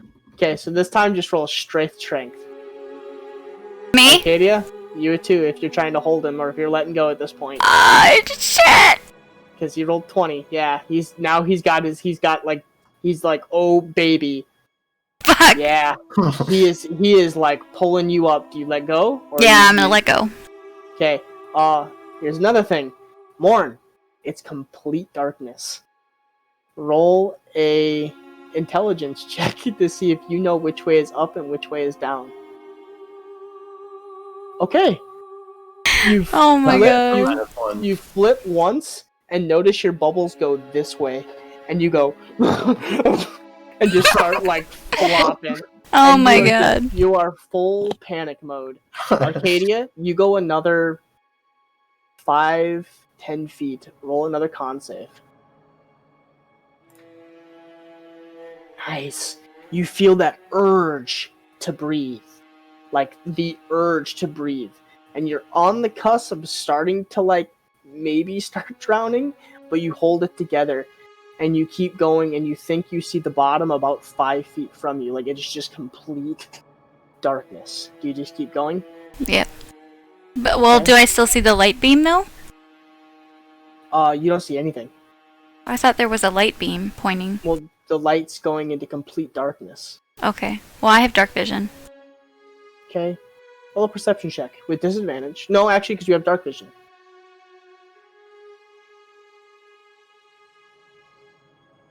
Shit, what's with these 12s? You're having a hard time seeing 12. it. You think you see it a little bit off, and it's just like right below you. You think you're seeing it. Fuck 12. Fuck 12. You keep going? Yeah, I'm gonna keep going. Okay.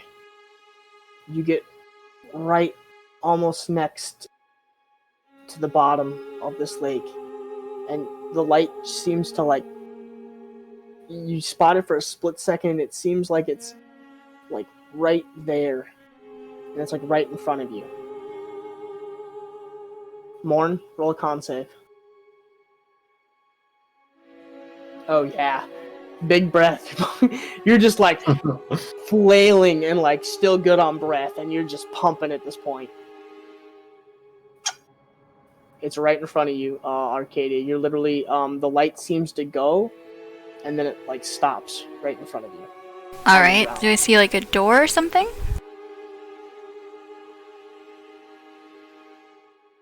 Well, what do I see? If I just see the light. You just see the light. It like a laser pointer, you just see the light come and stop. So it looks like it's on the ground or something? I guess should I roll like perception to figure out like if there's something at the light? Seems to be right in front of you. What would you like to do? Reach out? And feel, I guess? You reach out towards the light, and all of a sudden, your arm disappears, and it's dry. Oh, I'm very quickly gonna go through where the dryness is. You pull yourself through all of a sudden, and you take a deep breath, and you are staring at a giant brass, murky green looking cathedral. Ooh, okay. Now that I know that there's air down here and I've found it, I'm going to go back through. Okay, so you take a deep breath. Because so nobody came with me. I aside from trying to drown Morn. And I'm So- gonna swim back up. About 30 seconds later, Morn just like surfaces through the water like Free Willy style, just like on the water, and he's just like like flailing around. No Arcadia though.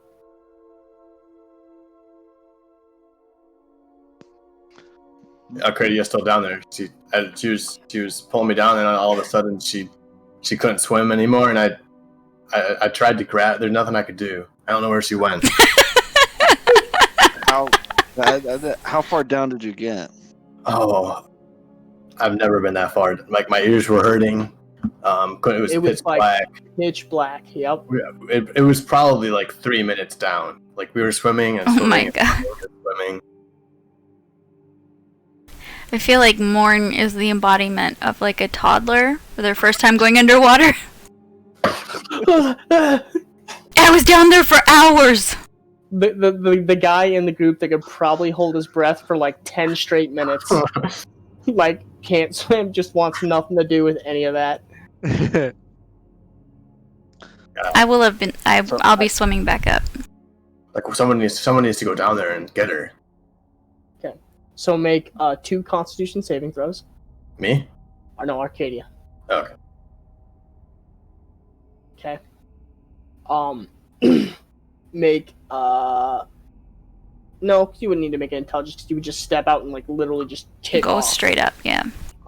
So you step out and on accident you take like a quick blurp of water as you're like quarter of the way up, and you're like and you like hold it together and you just keep pumping and pumping and pumping, and you like fight that urge to take a deep gulp in, and you get to the top and just like cough out water and take a deep breath. I'm gonna look around at everybody. Okay, everybody's just standing on top of the water except for Morn, who's just like semi-treading water right now, and like in front of you guys. Just Well, there is oxygen down there, and a beautiful looking temple. So if everybody just holds their breath for a little while, if I can make it, you all can. So I'll look at Kaylin and Andre, and I'll just say, "How are you guys with swimming? How confident are you? You guys can make it down there?" okay, so No Kaz, way. on that note, Kaz, make a intelligence check.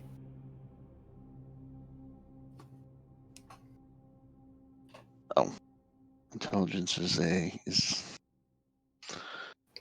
Oh wait, that's a saving throw. I just Yeah, want. just straight check, straight Sure. into.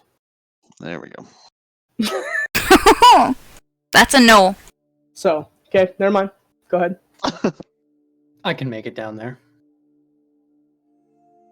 Andre, you a strong swimmer? I wouldn't know, because I haven't done it in a long time. And last time I did, not fun! Don't really fancy going down there again. Well, Okay, if you allow you're- me, You're on about the second end of that 1 hour. You're about 40 minutes in Mm-hmm. to water walk.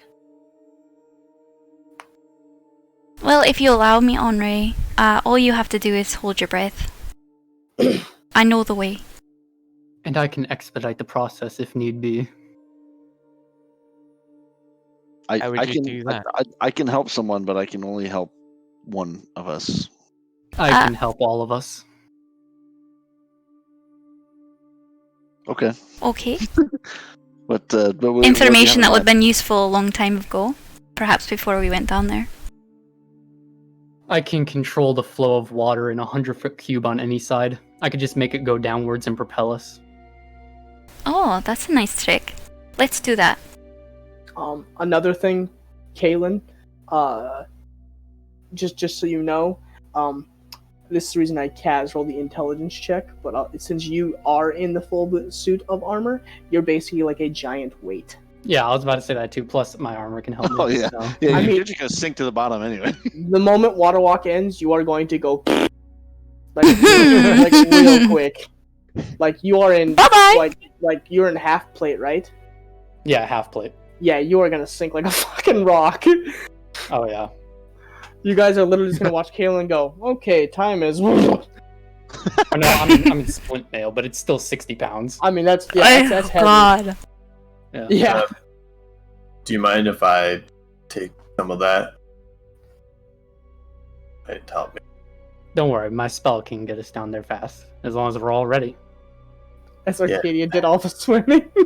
Am I ever gonna be ready? No, but Arcadia's like, I was the Fucking guinea dick. pig. At least I know it's down there. I actually feel more bad for Morn, as he was the one that, like, did not have a good time at that. He was being drowned effectively. He probably felt like I'm gonna die and somebody's pulling me down deeper. I Yeah. was planning on 100%. polymorphing Morn into an anglerfish. That would work too? Are we So, all but- ready? But, Because as soon as I it's do it, concentration, so I think I can only do one, right? Because I have to hold concentration on Yeah. It depends, because I think if you upspell it, you can do more than one, but yeah, I think at your level, I think you can only do one for right now. But you're at about 56 minutes at this point. You're getting it right at the end of that water walk. well, are we all ready? Because once it happens, it's going to happen fast. it. I said Let's go. All right. what are we doing? We're going down? We're still going. Yes, still we going still down. have to go down just because you decided to come back up. Andre can't. You can't swim either, can you? mm-mm. Yeah, I don't think. You don't have to be able to swim, you just have to be able to sink. There's got to be another way. I'm going to wordlessly just start casting. As I see him start muttering stuff, I'm gonna just take a for Freya. Take Yeah. a big deep breath.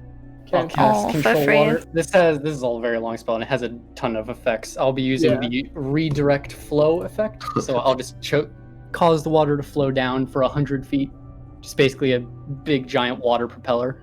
Yeah, so how fast does it go, though? That's the question. Redirect flow. I copy Okay. and pasted the effect that I'm using. You're causing flowing water in the area to move in the direction you choose, even if the water has to flow. If the water continues the direction until you choose, this effect requires a body of water at least 50 square feet and 25 feet deep. The whirlpool forms a vortex that is 5 feet deep at the base, 10 feet toward it. The creature can swim away. No.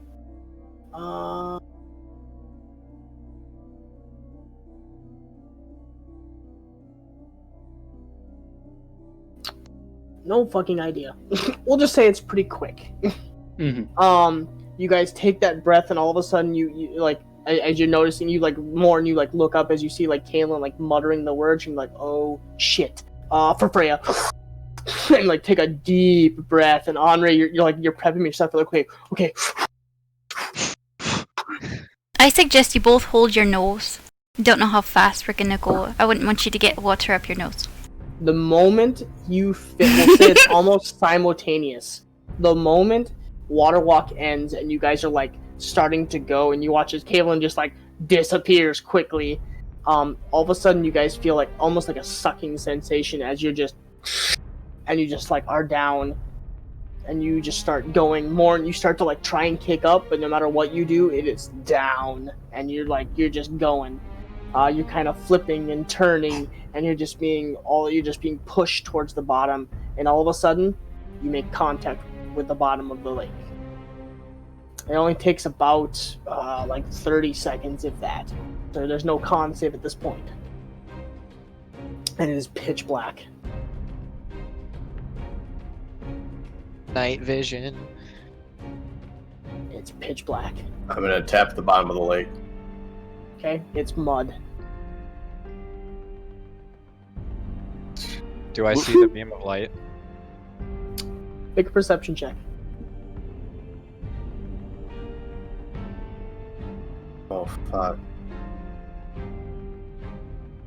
Okay, yeah, with that, yeah.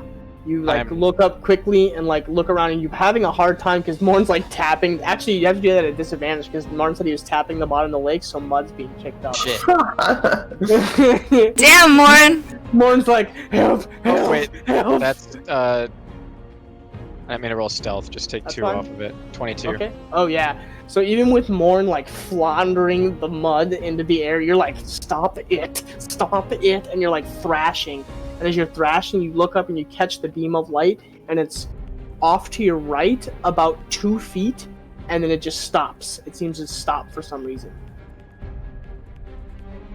I'll try to go that way. Okay. You start walking towards that way. Nobody else can see. Just you. I would also like to try and look for the light again. Okay. Nope. You're not seeing it at all. I mean, I assume we're all looking for it, right? So should we all roll? I'm not looking for it. Yeah. Morn's just tapping the bottom. I'm panicking. Morn is having a full-blown panic attack. I'm gonna No. Kaz, even through the mud, it is about a foot to your left. You just see Can like this beam of light hit something, and then it just stops. Morn is directly to your right. I was gonna and say, you- can I grab him and just move him in this direction as I go towards it? Make a strength check at disadvantage because he is full-blown panic attacking. Like he is thrashing and like mud and like everything. Oh, that's still good enough. So you manage to get a hold like of the back of his pants, and you're just like, oh fucking shit. And you're like, as soon as I feel him, like I'm actually gonna like jump toward him and like attempt to like grab over the top of him. okay, to grab over to grab the top of him. Yeah, because I finally found someone. Oh baby. I'll say, like, you know what you do when you're drowning in the water and you like get a hold of somebody and you try to Yeah, climb on top of them. So hold on here. I gotta think. Kaz, make athletics. And Morn is gonna drown Morn- everybody. Morn, make another strength. Yeah, make a strength check. Oh baby. Okay. Okay. Ooh, Okay. good. So you feel like you grab Morn, you're pulling him back, and all of a sudden you feel him stop thrashing, and for a second you're like, cool, he's not freaking out. And you feel him turn, like the belt like in your fingers, like all of a sudden turn, and you're like hands right in front of his crotch, and you're like, wait a second. And you just feel a body like lunge, like push off the bottom of the water towards you. And for a second you're like, I'm gonna die. He's gonna squish my ass on the bottom of the lake. And you kind of quickly like sit down and let him like coast over the water over you like ballerina style, and you're just like holding him, but he like doesn't push you to the ground and into the mud. We do the thing from Footloose where I Yeah, catch him. that's what I'm trying to think. You're literally like, oh baby. Okay. Kaz and Morn make Constitution saving throws. Morn, make one at disadvantage. So actually, yours would be 10. You're not drowning, but you lost a lot of air, thrashing about and freaking out. Kaz, you managed to keep your calm under the water, even though this gigantic whale just pushed himself at you, and you are now full-blown ballerina-style grease, like holding this man above you, and you're just watching like bubbles of air just being kicked off. Arcadia, you're standing there having a hard time. You're just kind of like looking around right now, and you don't see anything. Do I see Morn and Kaz? Do I see... You see nothing. I'll continue trying to look for the light or for somebody. Okay, Kaylin, what are you doing? I will look for the light as well. Okay. I've already started moving toward it, right? So with an 11, you're gonna have a Oh, hard time. I would have cast light, and I would have just kind of tapped my armor. Okay. So when that happens, we should have done that sooner. You definitely see it with the 24. Even with the mud being kicked up, more along the lines, you don't see it, but you kind of see, you more or less see Henri walking straight at it, or straight at something, like she looks guided. And you just, all of a sudden, the rest of you guys just see this giant beacon standing in the middle of the water, just like, like lighthouse style. But you do see, you see Henri walking very like intent When this towards something. happens, I'll like freak out and whirl around. Okay. Yeah, I'll go over there. Okay, so as this is happening, Henri, you with that check that you got, you actually walk up and the light's right in front of you. It just seems like kind of like by your knees, and it just goes and stops. My hand through it, Okay. or like toward the bottom. You're like going like this, and you like reach out, and you your hand just goes through something. But first, before that happens, make a con save. Kaylin, make a Constitution saving throw. Arcadia, make a Constitution saving throw. Okay. Arcadia, you lost a lot of air for some reason, and you're beginning to like have a hard time breathing. Henri, same as you, you're having a hard time breathing and all of a sudden feeling that urge to take that breath in. Kaylin, for some reason, all of a sudden, the constriction of all the pressure with the armor and everything on, you're having a really, really hard time, like wanting to take that deep breath in. Mm-hmm. But as you reach out, Henri, all of a sudden your arm goes through something, and it's dry. And you're kind of like, it's not wet. It's not wet. It's not wet. I'll like look back and be like, trying to get people's attention somehow. Waving and pointing. Yeah. Being an airplane conductor person. So I would say because Kaylin is a giant-ass beacon, Arcadia, you're standing about 1.5 feet behind Kaylin. So you're actually farther away from the dome than you were before. But you're able to start making your way towards Kaylin. And Kaylin, you're not able to see anybody else, Arcadia, but Kaylin right now. So you're not able to see anybody waving towards the dome. But Kaylin, you are able to see Henri waving like this by the dome. Mm-hmm. I'll look And back then I'll and I see Arcadia. Yep. You're able to turn around and Arcadia's kind of like blindly going like this and like standing like hands out. Yeah, I'll beckon her over. Okay. I'll go. We'll say for sake of the brevity, you're able to start making your way towards where Henri is. Kaz, you guys all kind of look over to your left and you see Kaz like laying on the ground holding Morn up like ballerina style. And you're just like setting Morn down, and Morn is still panicking. So I'm assuming you're still panicking, right, Morn? Yeah. Yeah. Make. So at this point, I think I'm just trying to hold on to Kaz, not necessarily drown him. Yeah, but you're panicking. Like, so yeah, you're not meaning to do it, but you're doing it. Yeah. Yeah. So make a strength check again, Kaz, and Morn make one at disadvantage. Because he's actually holding you in the air. So 10. Is it a save or just a Straight strength. Yeah. So you kind of stand up to a knee, and you would think that you'd be having like a really, really rough time because Morn is a big boy, and you're not. But you're underwater, so this is making it actually a lot easier. So you kind of do almost like a thrust him off into the air, like you're kind of like fishing with him right now as he's like floating in the air, thrashing, and you're like scooting yourself along the ground, just like dragging him in the middle of the water as far away from him as you can, as you make your way towards the group. Make another Constitution saving throw, Morn, and you as well, Kaz.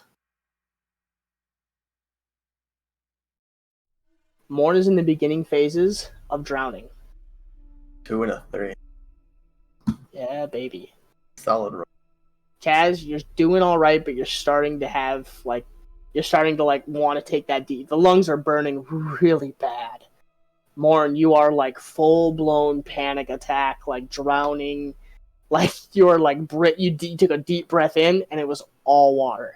Yeah, I think after that last one, I'm gonna try and push off. Okay. So make another strength check, and this time it's strength because you're. Well, no, this would still be a disadvantage because you're like floating in the you don't even know where you are. You're just like in the middle of the air. Yeah. But at this point, I am gonna try to swim out. Okay, 17. Ooh, baby. Okay, Kaz.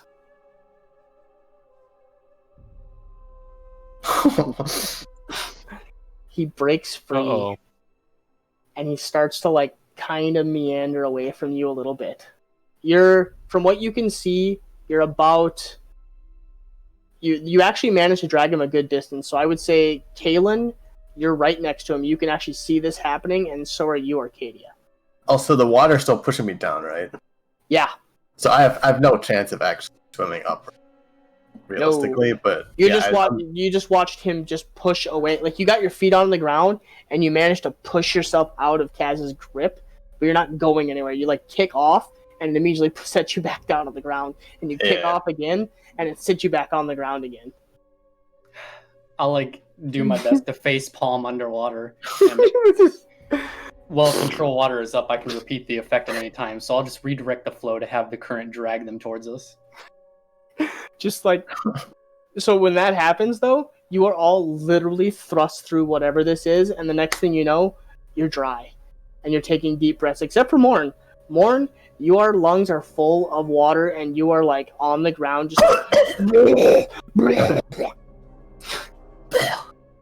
just like thrashing and spitting up water. He's like literally puking water right now. And you See, guys it wasn't so bad. You guys all get like a deep, deep breath of air, and it's clean air. It actually, well, it's a little stagnant, but it's clean. Yes, not too bad, although someone made it more trouble than it's worth. Good thing we didn't panic. Yeah, good thing. Whew. Maybe I should have turned you into a fish after all. Hey, Morn, next time you almost drown me, I'm going to turn you into a toad. Just so you know. She tried to... She tried to drown me first. I didn't try to drown you, I was trying to help you. You tried to drown yourself by resisting. we guess we made it. Where are we? I'm gonna look around. You look around, and the first things you notice are, Kalen, this actually kind of strikes you the most. It's almost like a pasture underwater. It's like a soybean field, very green, like almost like farmland that surrounds a giant brass-looking cathedral that is green with moss hanging off all over the place. And there's ivy that wrap up and around the building and like zigzag all over.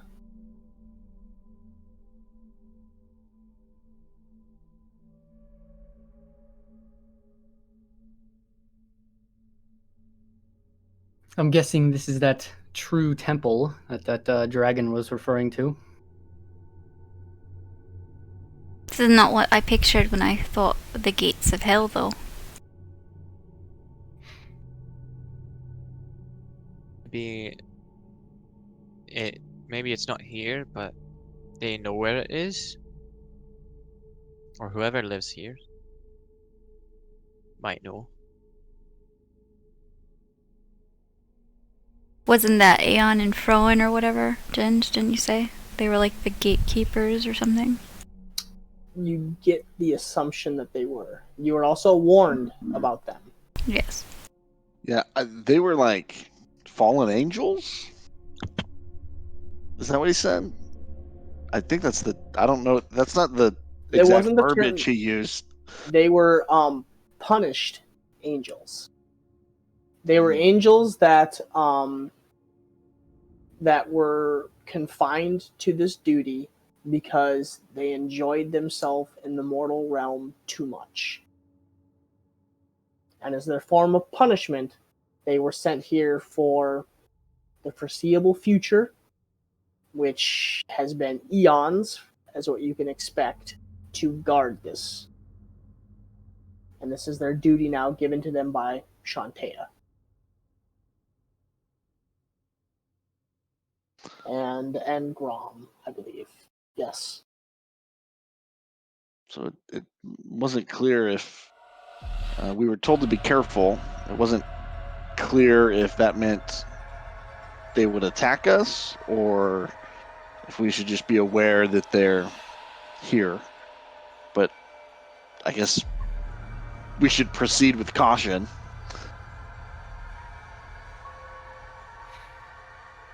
As we ever should.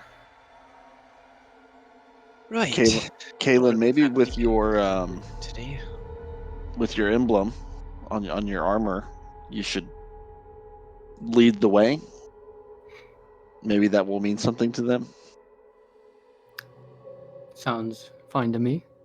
Not to throw you in harm's way, but seemed logical to me. No, I was planning on doing so anyway. Although if it's a game wit that they challenge us to, I'd appreciate your help. Yeah, of course. How close are we to the gates of the temple? About 100 feet. Let's just walk up then. Yeah, and as you begin to walk up, the first thing you notice is on the front of the door is the same emblem around your crest of armor. And you see a giant knocker, like on the front of the door. Not knockers, knocker. How quaint. Kaz. Now we're There you getting go. somewhere. Kaz looks up. Yeah, Yes. baby. This is my kind of religion. Speaking of, Wait, what form is that's the Kaz in same right symbol now? It's the same symbol on the temple as Kalen's armor. Correct, on the emblem. And what was that, Arcadia?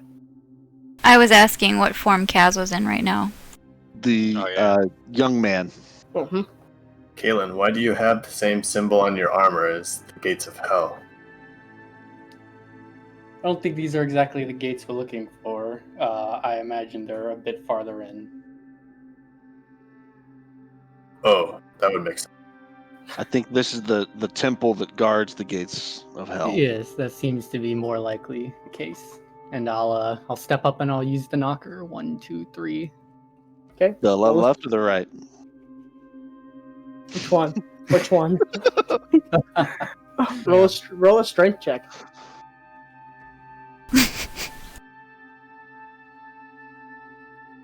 It doesn't budge. You're like, oh. And you have to take two hands. It's like a giant knocker. And you, God damn it! You take both hands and you try to move it, and it just doesn't budge.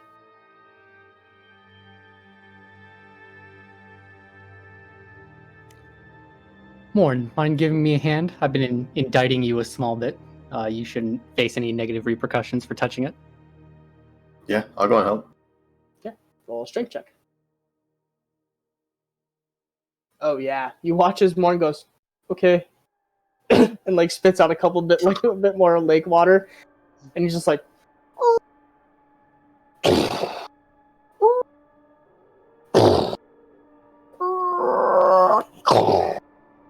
that third knock, you just hear it reverberate, and you guys stand there for a second, and you just hear it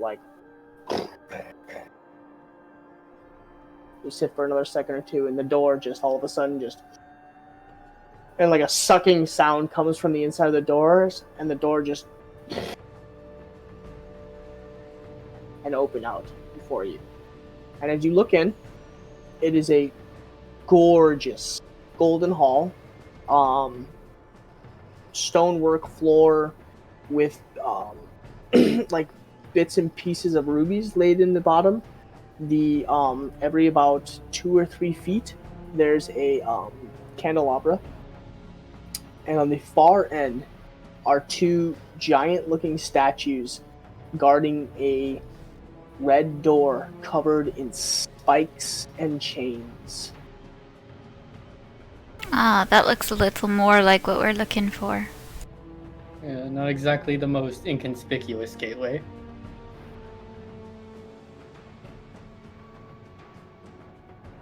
Do you think we're meant to knock on that door as well? Perhaps. And I think those 2 statues are our 2 friends.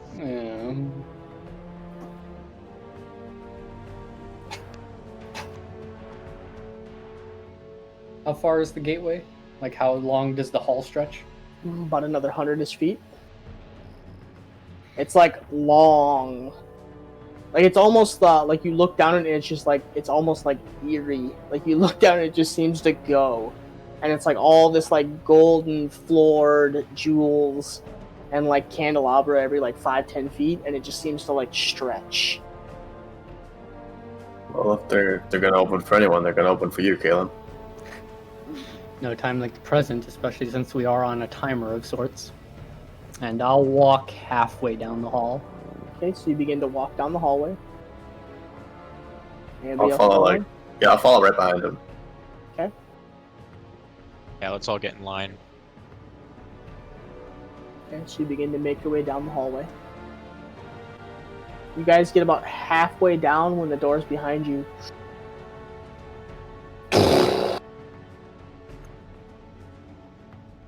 And I'll be towards the back of that line, and looking behind us, are there statues on the entrance side that we came in as well, or anything? Make a Of perception note. check.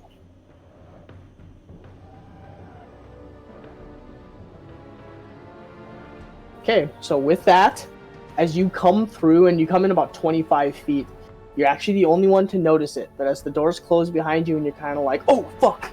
And you like look behind you, you actually see on the doorways and on the walls are actually like murals.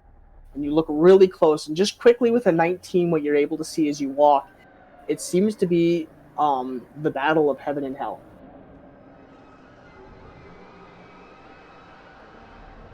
Okay. Ooh, the music just got real good. I was just gonna say. Yeah, I think this is like Hellblade stuff. Kalen, the first thing you and Morn would notice as you're walking down the hallway, at first the Oh, two it's yellow. Makes statues sense. or the two figures at the end of the hallway seem to be about maybe 5.5 feet, but as you continue, okay, 6 feet, 7 feet, 8 feet, okay, 9, maybe 10 feet. It just seemed to get bigger and bigger and bigger. And as the closer you get, these two figures at the end of the hallway seem to get almost fill out larger and taller.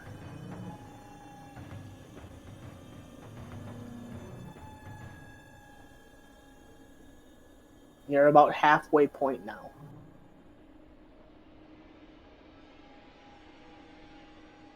Nothing else happened besides the doors closing?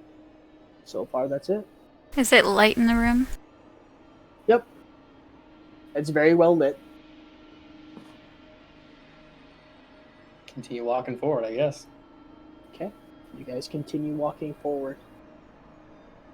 Takes you like another couple minutes. And you're standing about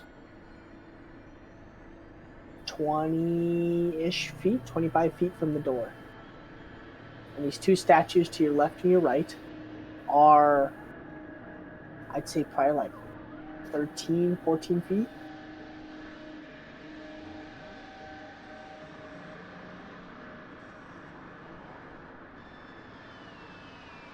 Does anything seem off about them?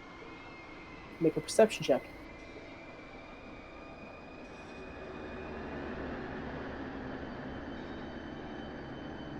You kind of look at them. For statues, they look really real. And as you like come back and look at the door, and you take like a half a step, and you look up again at the one to the left, all of a sudden you see like the head slowly shift towards you and look down. Ooh. I'll look back towards everyone. Yeah, they're definitely alive. And as he says that, the rest of the group, you look up, and you're like, okay, they haven't moved. And the one to the right slowly turns and looks down at the group. And these are tall, 10-foot tall. About 13, 14 foot tall, armored looking, giant wings on the back with two spears. Okay. The question is, are they friendly? The one to the right is holding a spear. The one to the left is holding almost like a scimitar, or not a scimitar, but what's the Egyptian one where it kind of like the half crescent moon looking one? Yeah. Yeah, and he's holding that with a like a shield that has like a half moon carved out the top. I'm gonna like reach my hand over my shoulders and just grip my great axe. And as you do that, Oh, big man. the one Hold to your on. left with the half moon slowly like reaches across his belt and like starts to draw it. Maybe not Hey, showing big any man. hostility, Morn. We don't want them to think that we're here in hostility. Probably not a good idea to touch your weapon. I'm just gonna freeze like this. Okay. You watch as he just slowly slides it out just like another inch or two. And this is what you hear. Yeah, bro. Don't draw that. Oh no. No! Are you serious? No! They can't talk like that! No! Maybe they could. Dude, Oh, bruh! Ah, bruh! And Gent! you watch the one to the left go, yeah, bro, don't do that. I'm gonna let go of it and put my arm down. the one to the right again goes, yeah, that's what I thought, bro. And like Give him puts a it back really in, puzzled look. and he puts it back into his like into the like the side, and you just see them both like ease tension for a second. Yeah, and then they look back at each other. Oh, we totally got them, man. They came down the hallway and everything, and like fist bump. And when they fist bump, you just hear, and like a gush of wind runs out towards you guys. You took something that was badass and scary and made it and diminished it into something that is ridiculous. Congratulations. My campaign, I will do whatever I know. I want in my campaign. I was not anticipating bros though. I'm here for it. Sabra. They got us. Sabra. Damn, we got pranked, guys. We got. I'll look up towards them and I'll say, I assume you are the angels, Aeon and Froen? Yeah, of course we are. Yo, Aeon and Freyon. They're Aeon both and looking Freya. like really confused. This bro thinks he's totally rad. Yeah, Froen. I'm gonna whisper to Kill like you gotta talk like that. He looks totally. He's totally not fucking on the level, dude. We've come here to seek passage through the gateway to hell. Whoa. You don't want to go through that fucking. Whoa. Well, Hell yeah, we do. Yeah. You making fun of us, bro? You want to go? No. You I want want to go through and the he gate. like leans forward and he's like he leans forward and like the shadow casts over the whole group and his head like face comes down like what, bro? I'm gonna look way up at him and take like 2 steps back. Okay. Yeah, that's what I thought. I'm gonna cross my arm. well, regardless of whether it's a good idea or not, we sort of have someone that we need to get there. Oh, that person's like totally dead. No way. Yeah, you tell him, Froen. Yeah. They're not gone yet, but we are on a time limit. I'm Aeon. I'm having a really hard time taking you seriously. Yeah, I know, this is kind of how we talk. We got punished this way, but, I mean, if you want, we could talk in our celestial voice. The ones Shantae actually charged us with. And this is how we talk. If you would prefer it, we talk like this, we can. But that's just not cool at all. Actually, like the other way. Yeah. Yeah. It's just totally right this way, man. Yeah. So cool. I'm with you, bro. Yeah, totally, Froen. Don't tell him like that, bro, man. Don't let him take that tone with you, bro. Well, like I said, we are on a time limit, so will you let us through regardless? I mean, 1 second. And they like clap their hands, and as they clap their hands, they shrink from the 14, 15 feet tall to about the same height and size as you, Kaylin, at this point. So now they're eye level. Hmm. And well, the first thing you get is pretty much like the guy on the right. They both have long, thick hair, kind of like in a back, almost surfer style. They're both pale white, almost tannish, with like bleach blonde hair, and they both have the only thing that's like offsetting, and like as funny as the talking is, the one thing that makes them like really kind of creepy. Both their eyes are like a light blue, like their irises are like a light neon light blue, and are just glowing, like fluorescent. Mm-hmm. So, like, what makes you want to go through this gate? That's just totally not fun, bro. There's nothing good on the other side of this gate. There's a dear friend of ours beyond there. I mean, might as well just let that dear friend go, bro. Unfortunately, that's not what we've decided to do. Can't just leave your bros like. Hey, I don't want to hear anything out of you anymore, bro. Or else we're totally gonna do it right here, right now. Yeah, you get him, Rowan. You get him. Yeah, that's right.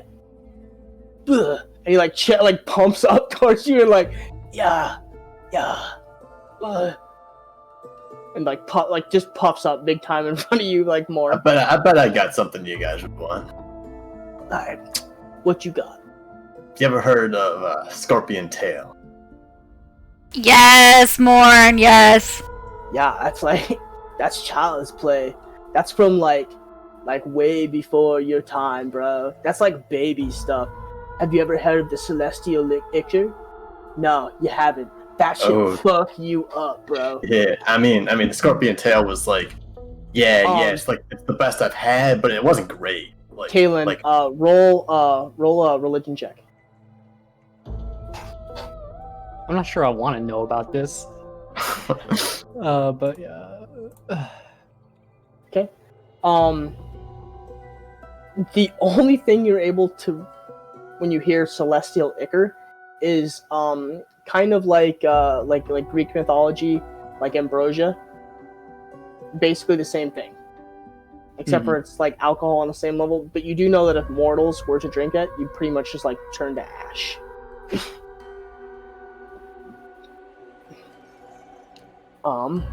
Another thing. Roll another religion check, and okay, and then Kaz, roll an intelligence check. Actually, history check. Sorry. I think it's around the same thing, but.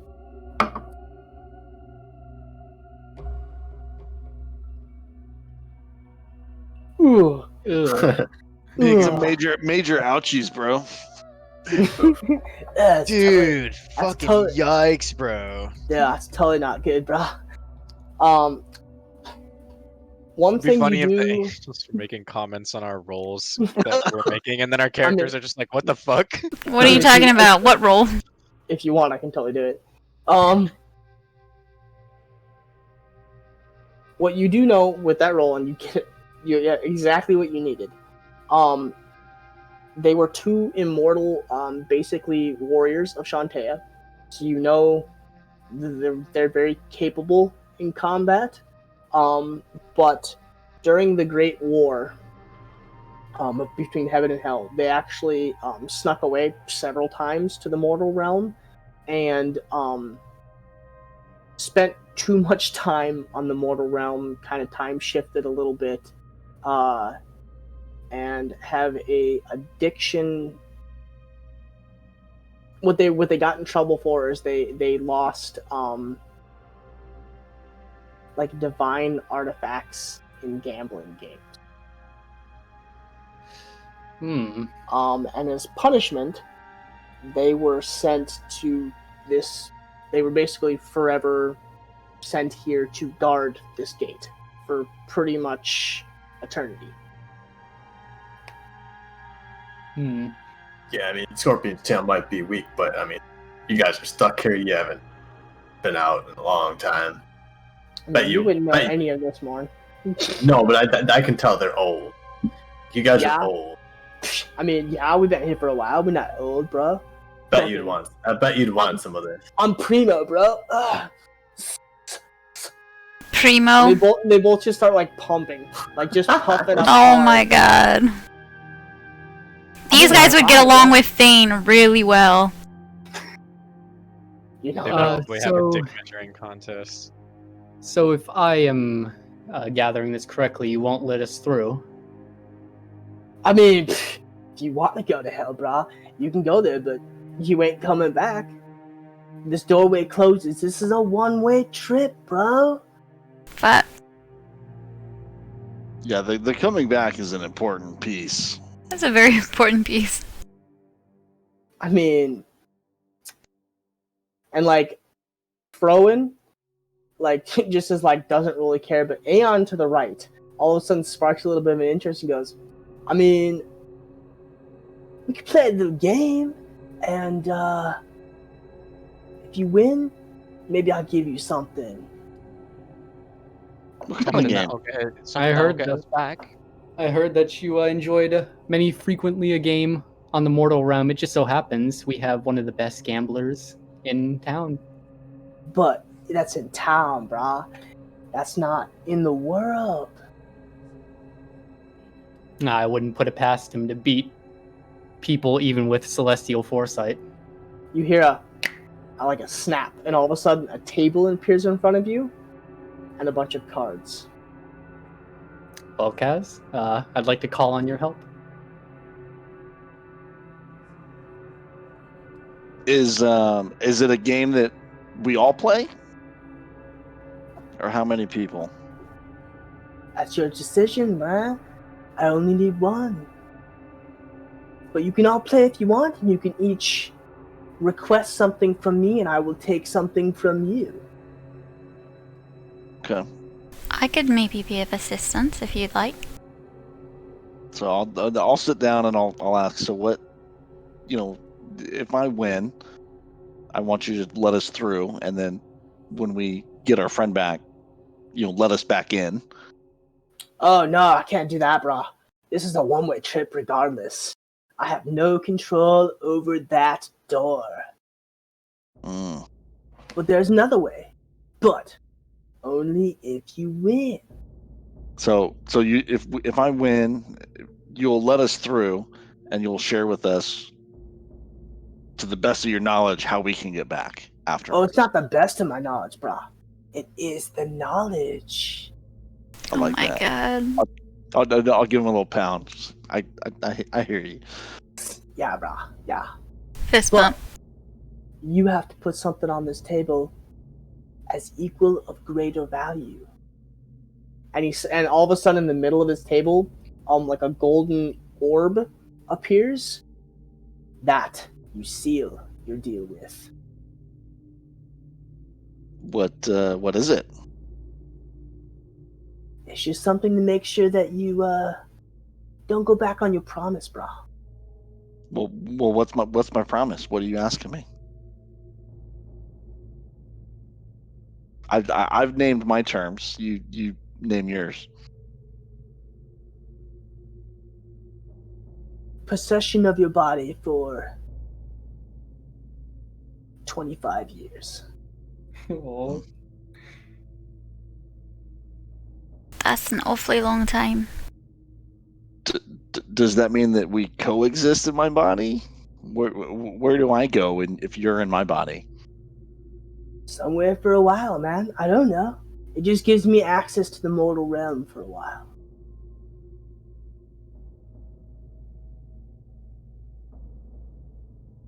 Okay. Seal it the deal.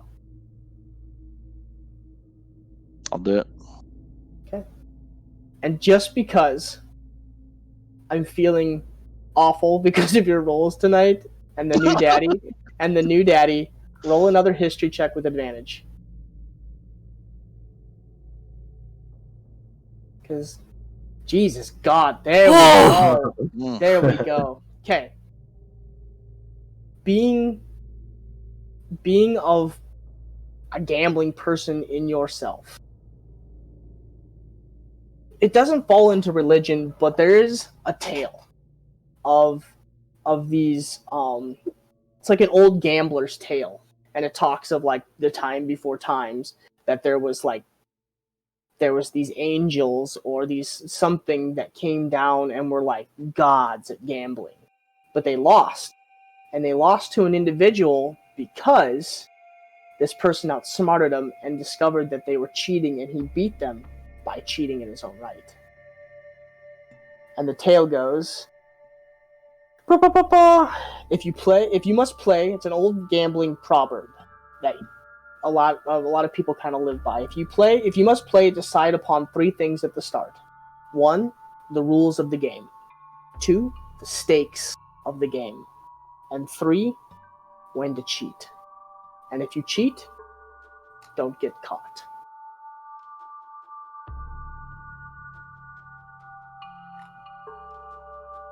Okay. So, bro, Sick, bruh. you sealed the deal? Touch the orb if you seal the deal, brah. Touch the orb. I'll touch it. You guys all watch as a searing white light engulfs Kaz, and for a second you just see like these little like light particles all around Kaz. yeah, bro. That's totally fucking tight, man. Totally fucking tight. Here's the game, and he sets the cards down, and for an instant, you recognize the game. It's a favorite game of yours. Each card player rolls 1d8, keeping the dice hidden. Each player has the chance to raise the bet, call the bet, or meet or fold. It continues when all bets are equal. Then each player rolls a d6, keeping that secret as well. A final chance to raise, call, or fold. Each remaining player rolls another d4, or 1d4. They all reveal the d8, the d6, and the d4, adding them all together. Winner taking this whatever, and the other 20%, blah, blah, blah, yeah, that's for another game. But basically, whoever has the higher deck wins. So you roll a d8, a d6, and a d4. Basically, you're looking to have kind of like it's kind of like blackjack. You're just looking to have 21. Yep.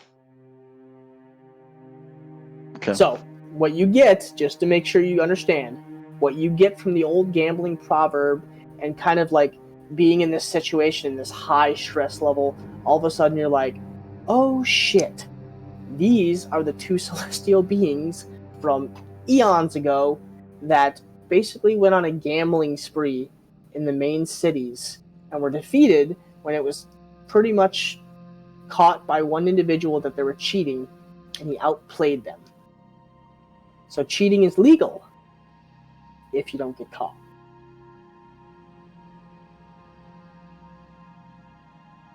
And they have are these dice or cards?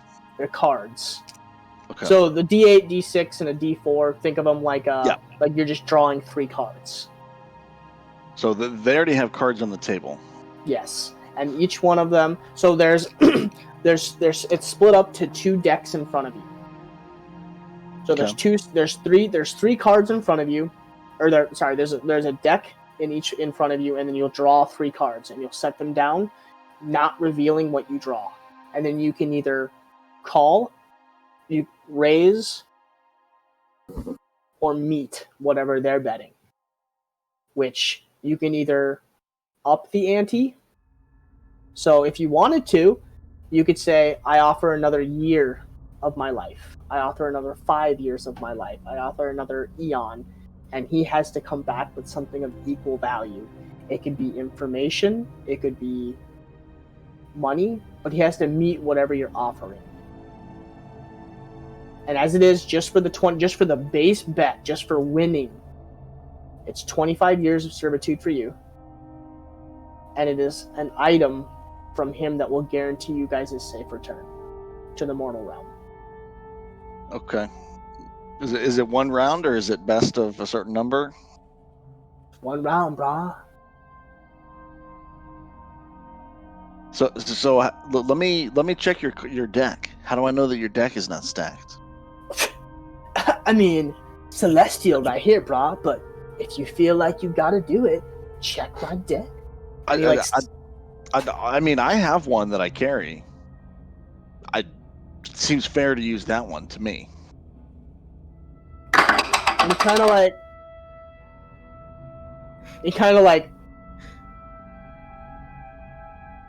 make a persuasion check.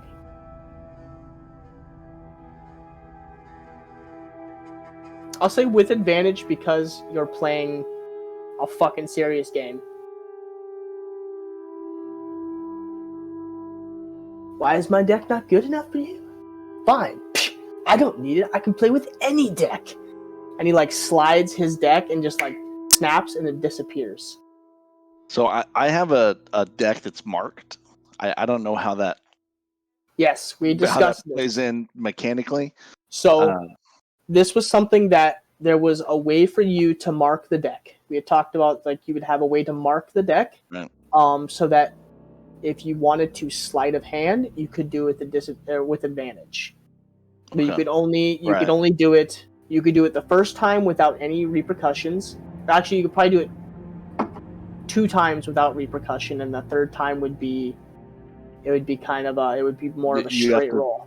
You have to like roll deception to see if they, or maybe something to see if they notice, right?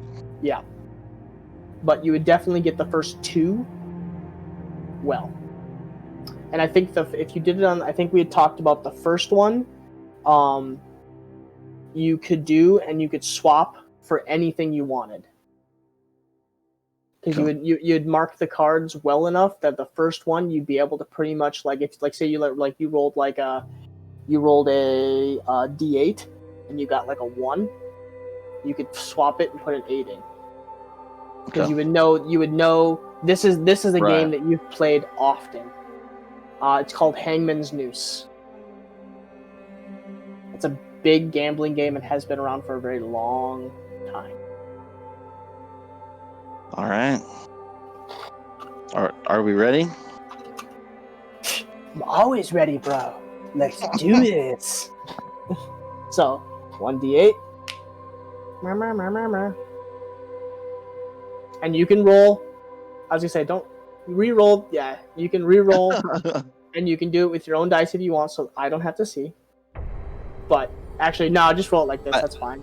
Yeah. That's fine. So I'll roll mine. Okay. My God, I just saw that picture, and that's literally the embodiment of these two. As you watch her, like you're like watching Aeon behind him, and he's just like silently like, yeah, bro, so good, yeah, and he's just doing like this like little jam to like pump up Froen, and you guys are all just like, what the fuck? So I'm gonna use my first sleight of hand move to change this one. Okay, I jinxed you so hard. I know. So this is a free one, so you can automatically flop this one. Yeah, I'm gonna do that. Okay. A piece of paper. Okay.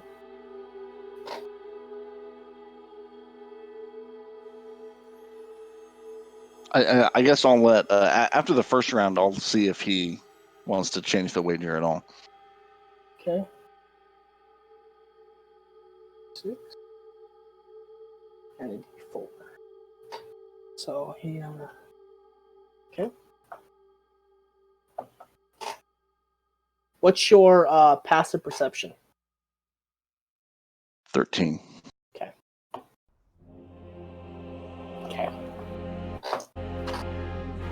You watch him like slide the card off and like set it down and like does like a little peek.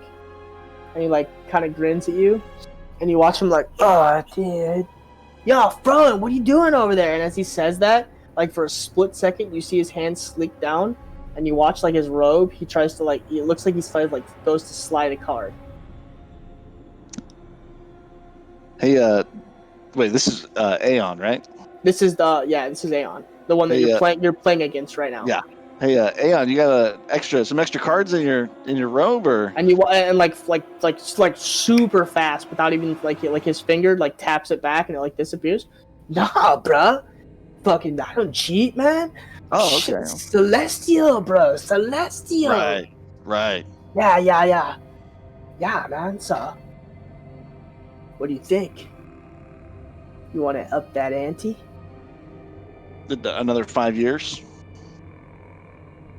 Sounds good to me. Add or subtract another 5 years for you. Well, another 5 years if you win. What would you offer to match that? Oh man, so 5 more years on your way?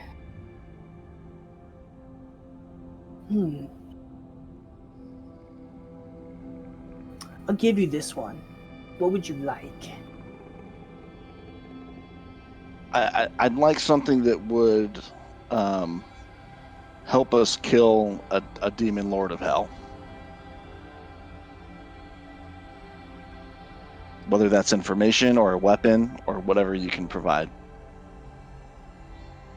And I don't mean kill his body, but kill him permanently. Ooh, that's a real hard one, bro. It's a real hard one. All right. Where are you heading? Actually, no. I got that. My ear. First things first, so that I know what kind of information I'm giving. What level of hell are you going to? We're going to the 2nd level of hell, looking for Isaac.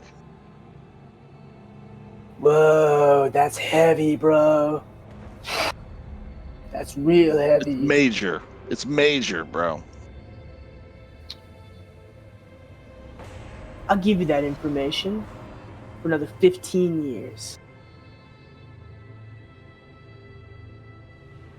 Why don't we call it 10?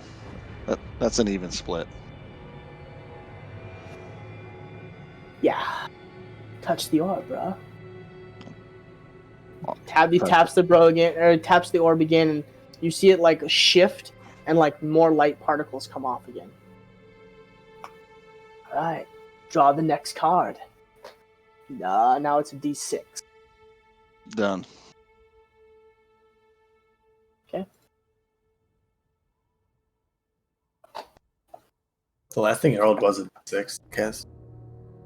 Yeah. Yeah, but that was from before, right? No. That's that's been there for a while. Okay.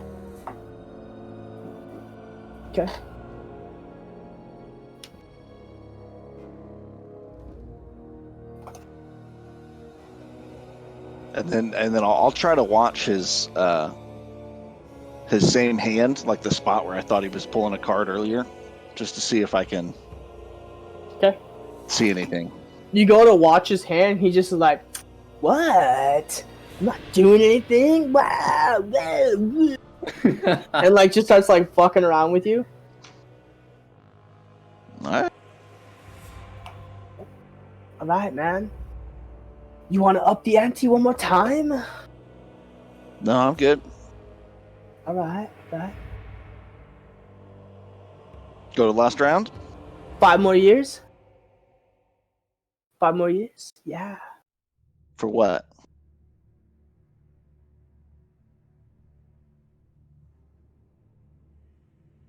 And he like reaches under the table. Yeah, check this out, bro. And slides some boots across the table and sits them like out of your reach, but like on the edge of like the table. Tap him with your finger, bro. Tap him. It's fucking awesome. It's so lit. You tap the boots, and tiny little wings sprout out and start like fluttering. Ooh, it's flying. 5 years, bro. 5 years. Sure. For flight. Yeah. Touch the orb. I'll tap the orb. Touch the orb. All right. Okay. You tap the orb. Another spark of light shoots out. You see as Morn is, or not Morn, Kaz is like just glowing, like light particles are just like swirling around. Okay. And then roll your d4.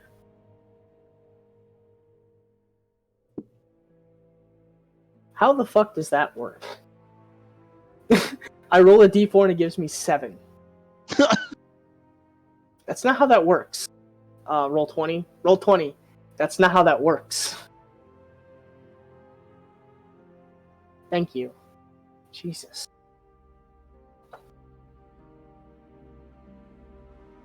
Ginge stream is having a heyday with your bruh. Shh. I can't even anymore, brah. Not even anymore. Now I'm gonna watch him real close, knowing in my head that in order to lose, he has to literally roll perfect 3 times. Okay.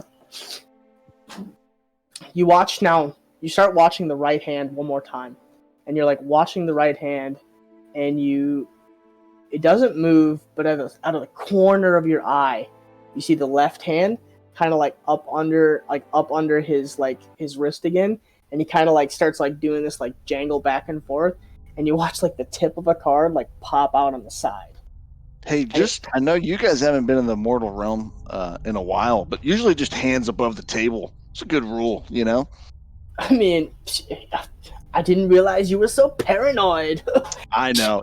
Bro, it's not you, it's me, right? It's not you, it's me. I got you. Yeah, bruh. Yeah.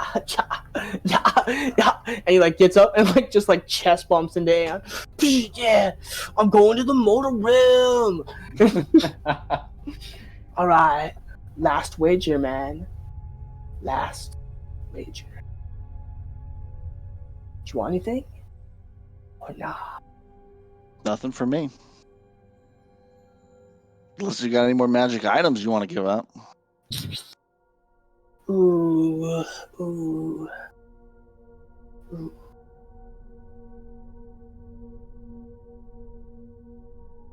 I actually gotta look something up.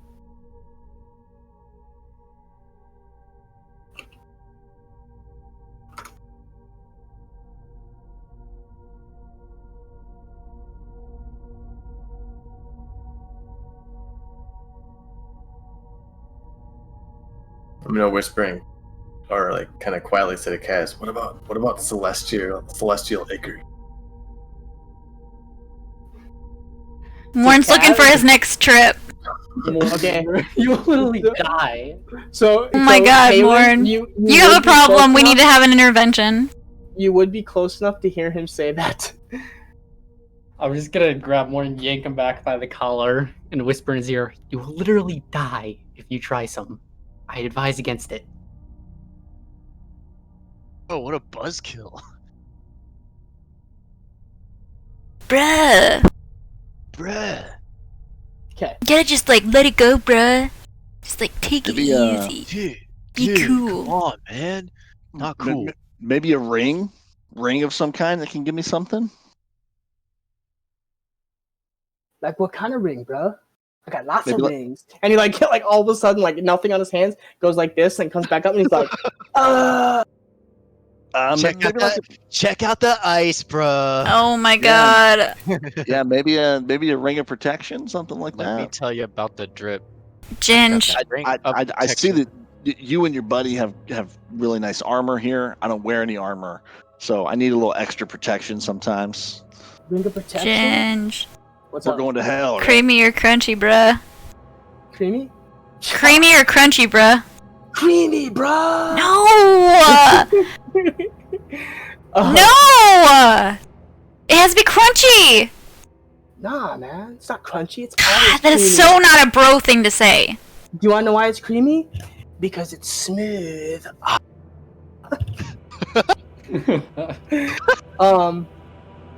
Ring of protection, you say? Yeah. Yo. Hey, throw it. in the chest. Yeah. Grab it. And he comes back like 2 minutes later. This one, bro. This one. And he lays down a ring of protection. That right there, that's 10 years, bro. I'll tap the spear in the middle. Done. No hesitation, Kaz just like taps the spear. And you guys watch it light up one more time. Dude, you're fucking so rad, man. If you're gonna play, you're gonna play, right? You got props, bro. You got props. And he like leans over the table and like sticks the like hardcore like sticks up like the fist out in your direction. You want to win big, you gotta play big. Oh, and he like just hardcore just like pumps you. Respect, mad respect. Breaks all my fingers. It's actually not as bad as you thought it would be. It hurts, but you're like, okay. Yeah. He has soft hands. So.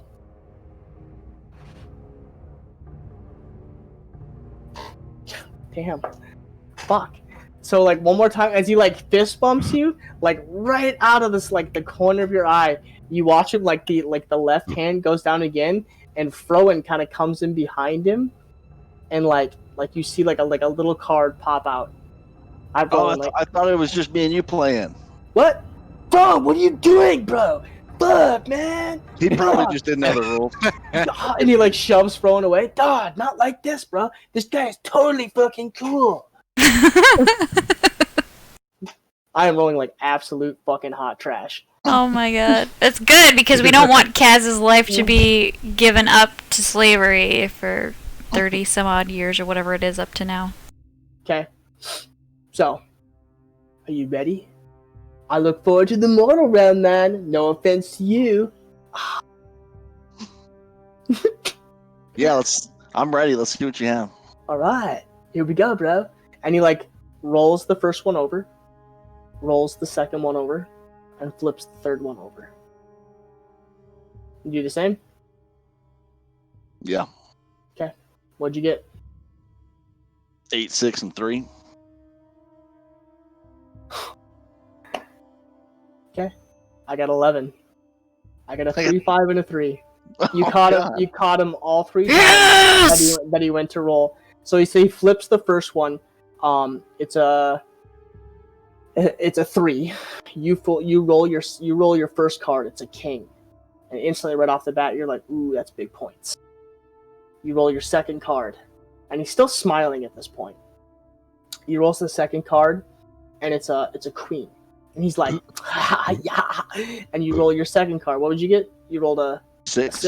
So you rolled another king, and he's like, at that point he's like instantly like flush face, and you could see like if you could see anger on a angel, this is it. He like is instantly like the eyes go from like the light blue to almost like a radiant flame. And he's like, yeah, and like rolls the third one over. This time he gets another queen. I had a 3 out of 4, so whatever that. That's a queen. Yeah. So you got a king, and a queen. Fuck, bro! And he like stands up and flips the table. And he's just like, my boots!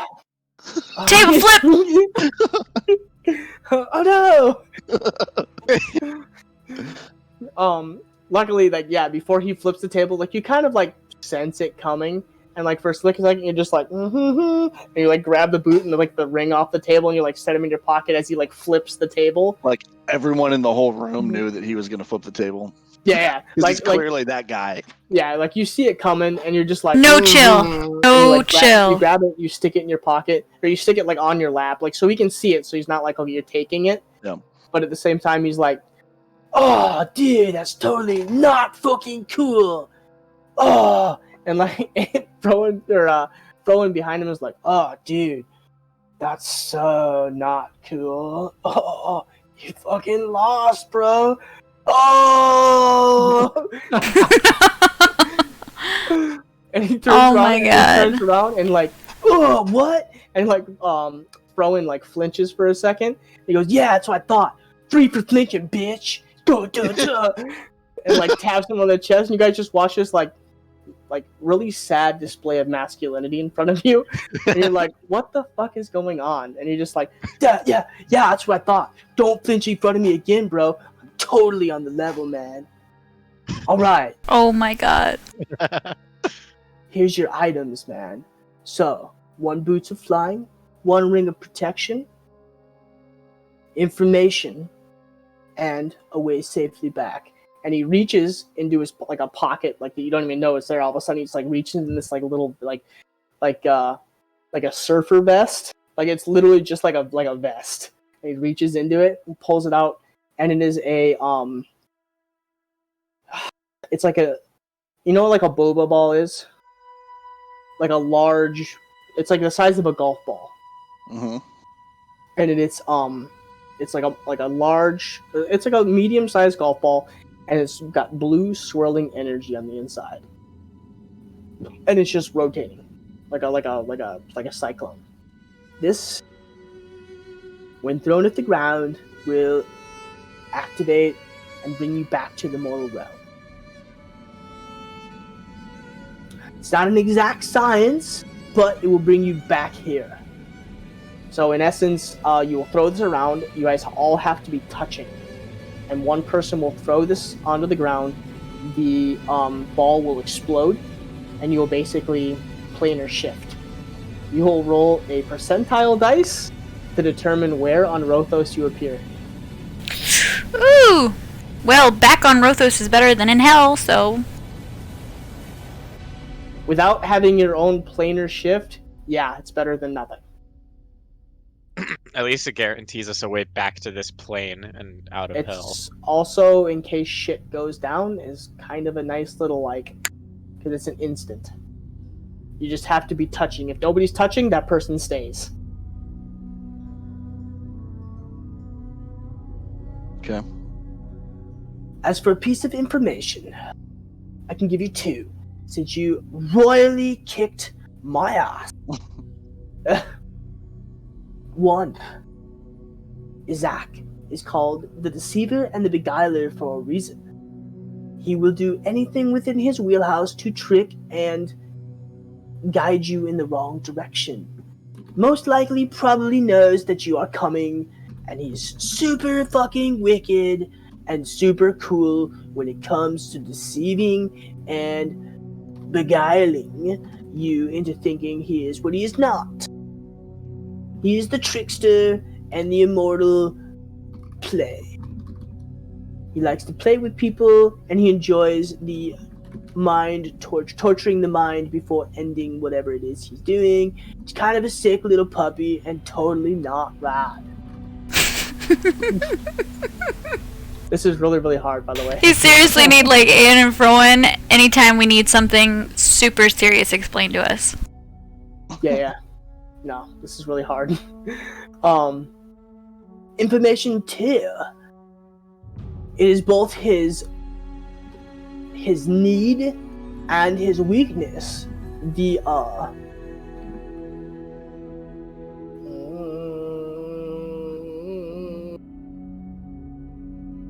Uh-oh, I lost my notes.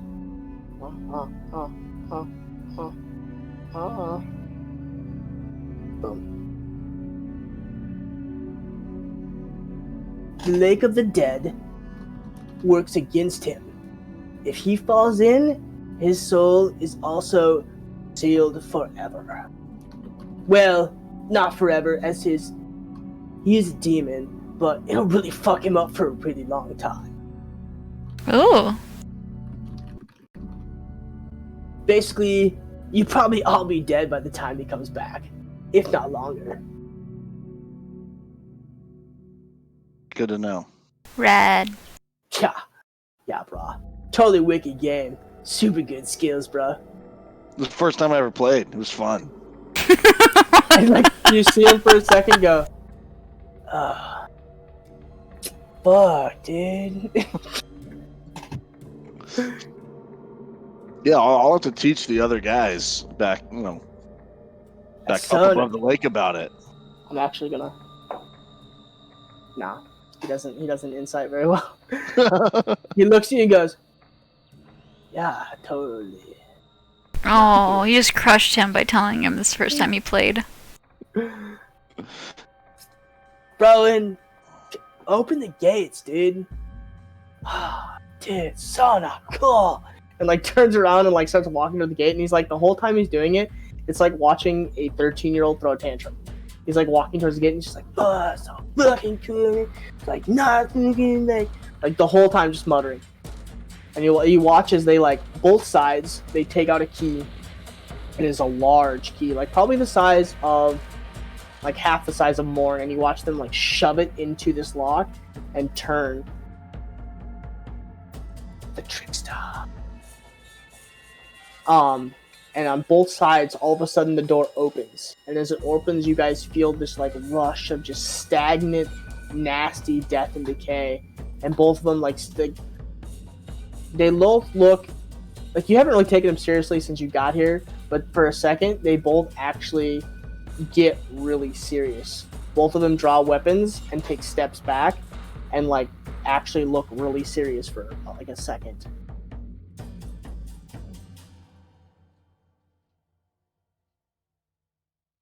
You may proceed.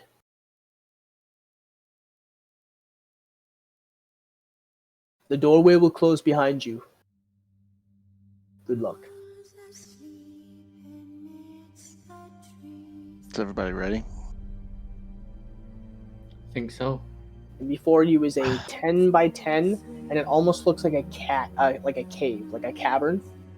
And it's just like right before you is like a staircase that almost winds down, and it just disappears in the darkness. Well, this is what we came for.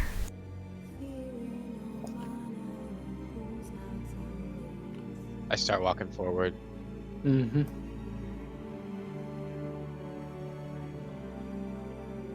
I'll follow in tow. Okay. You guys begin to one by one walk through the door as the temperature changes from this like beach vibe, like warm heat, like really nice vibes, to just like instant hairs on the back of your neck standing up, kind of a cold cavernly feeling, and you just hear like almost, and it throws you off for some reason, because you hear what you think would be quiet. It's almost like every couple of like seconds you just hear like a, and like blows by and like rustles your clothes and your hair as you begin to step down the stairway. Is everybody following? So far, I think Kaz walked through. I did. Then Yeah. Henri. Morn, Henri, you're the last one. Alright, yep. I'll probably follow in last. I would have gone through it with Galen. I Guys. step forward like immediately. Okay. You guys make your way through, and as you make your way through, the doorway closes behind you, and for a last second, the serious voice of the angels that you hear Frowen. Yeah, dude. Good luck. And like just like gives you like a downward thing, and the door closes. And as it closes, eerily, you look behind you, and the doorway is gone. Like it's like the moment it closes and seals, behind you is just a staircase that seems to go up. You know, those guys were kind of weird in that I hated them so much, and yet I'll kind of miss them at the same time. I have Not what strange I- feelings. Not what I would have expected for the Guardians of Hell. They were Yeah. definitely kind of making me cringe. Saw, brah. Saw. I'm not gonna lie, I did want to cut their heads off a couple of times.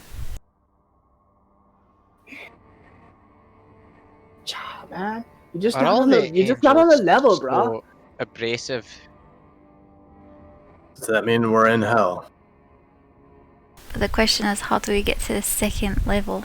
Or is this the second level? Roll a religion check, Kaylin. Hmm. Okay. Two things.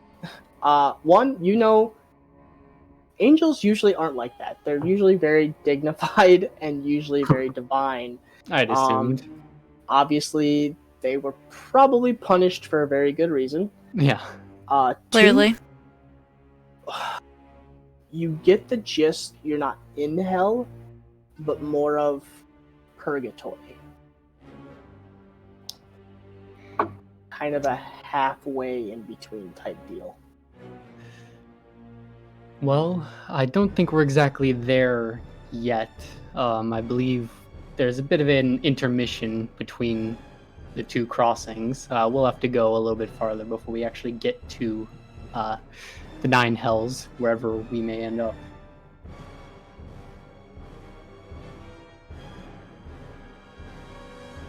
And the stairs just keep going down. As far as you can tell, they just keep going. Like it's clear that that's the path forward.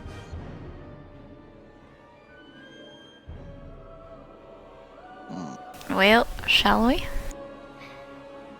No time to lose. No wait for.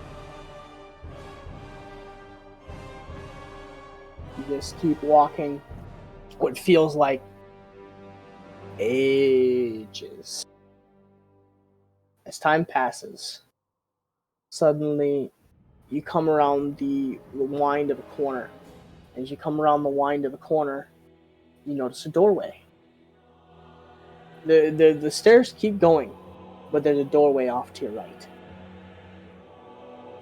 And as you get close, in blood carved into the door and still leaking blood, is a Roman numeral 1.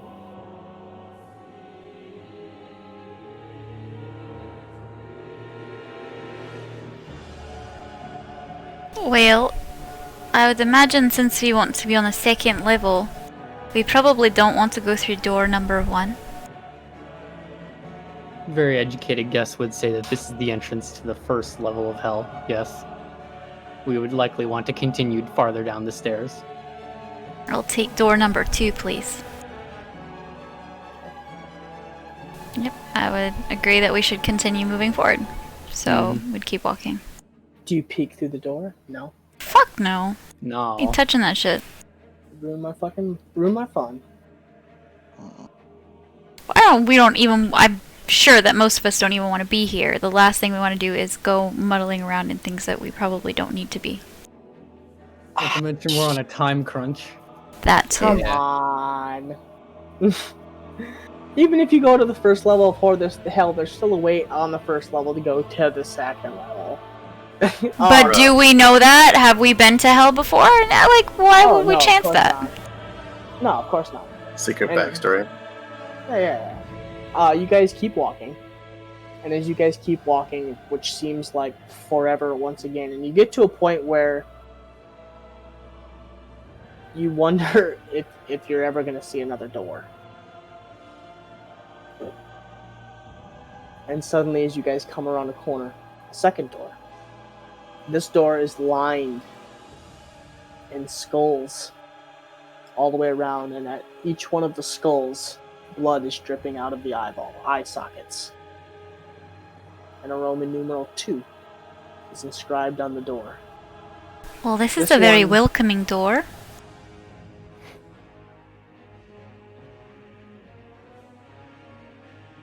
Quite. Lots of faces to greet us. It looks like this is the door that we're looking for. There are 2 lines. Very good. Very good, big man. There is 2 lines on it. Are they all human skulls? Sorry. Make a medicine check. More, there are 2 lines. Okay. They're humanoidish. Okay. Caitlin, you get a bit closer and you look, and you see different skulls. You see human, you see dwarf, elf, orc, goblin, ogre. you see many different styles and shapes of skulls.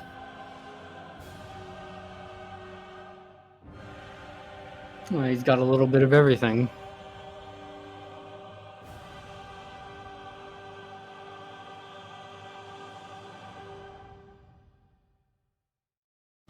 Well, should we go through the door? Pretty sure we shall. Glad we're here. I'm gonna just walk up to the door and try to push it open. I guess I'll see you guys in hell. Me first.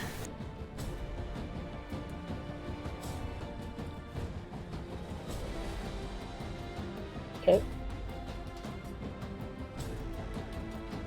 How do I use rhythm again? Go to the song request channel and just do exclamation PLAY space, PL. but an exclamation before it. Okay, so exclamation PLAY Space, space. and then either insert the link from the song that you want or type the name of it. Okay. So the moment you reach out and you turn the handle and the door cracks open. Did you clear and stop the music for a second? Yeah, I'll skip it. Okay. Oh. You hear this.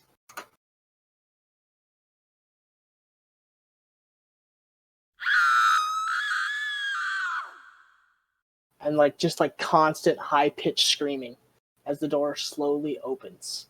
Okay, you can start the music again. And And you're just like instantly the door opens and you're just like, Is it like all around us? you hear it. It's like horror screaming and just like in pain, agony, and you're just like, what the fuck? And as the door opens and you look out into the landscape, it is dark, like not pitch black, but like overcast and kind of dark. Like think like eerie Halloween style. Or like in Halloween Town? Kind of, but you don't see any. I mean, you see a town, but it's far off. You see sand, and overcast sky, and you would think being in hell you would get heat, but the moment you open the door, you feel a sense of extreme cold and dread wash over you. The voice. That's the scream that we hear. It's screaming, just like multiple screams. Okay, we don't recognize the scream. This isn't. No. Okay. It just seems to be that's the effect of whatever happened when you opened that door.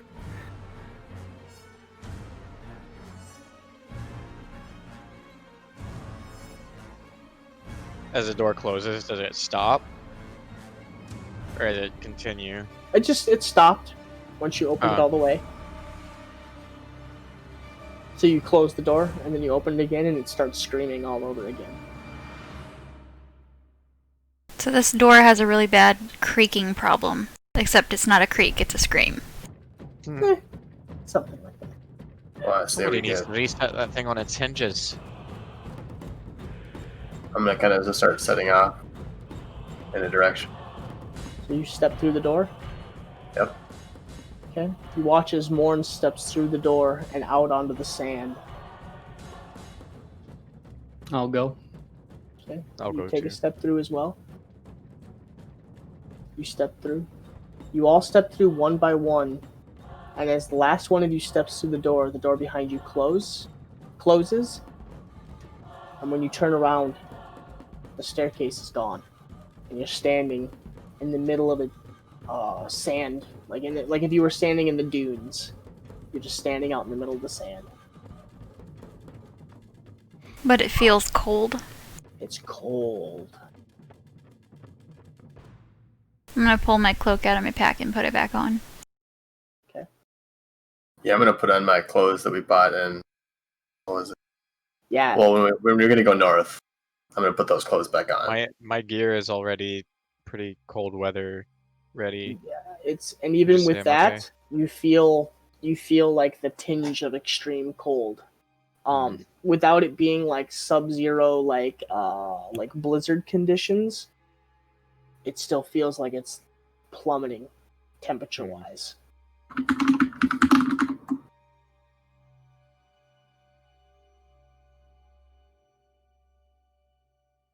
I'll start walking towards the town that we see in the distance. You look to be probably maybe a half mile off. It's like a large ass city, right? Yeah.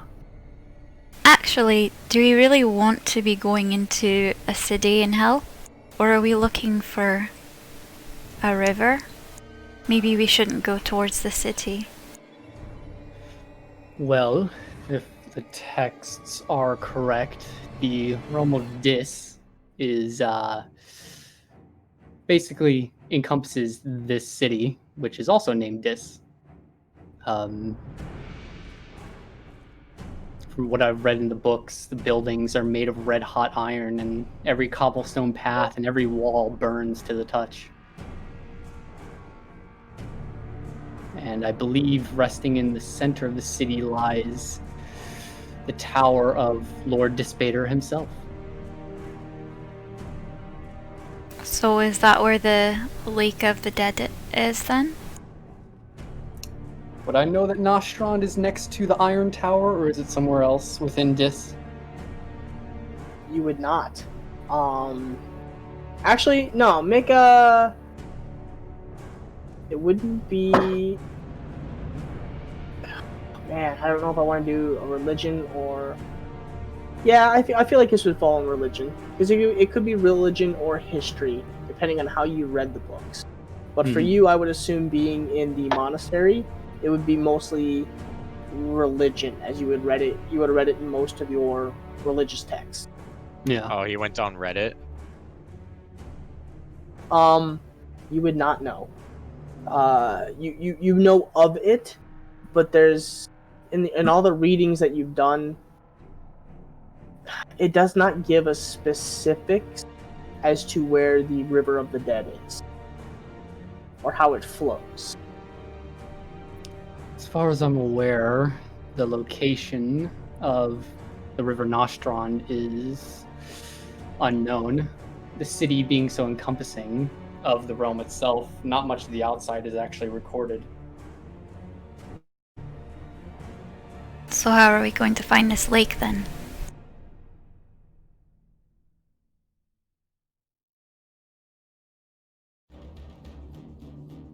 Make a history check. I would say probably Kaz and Kalen.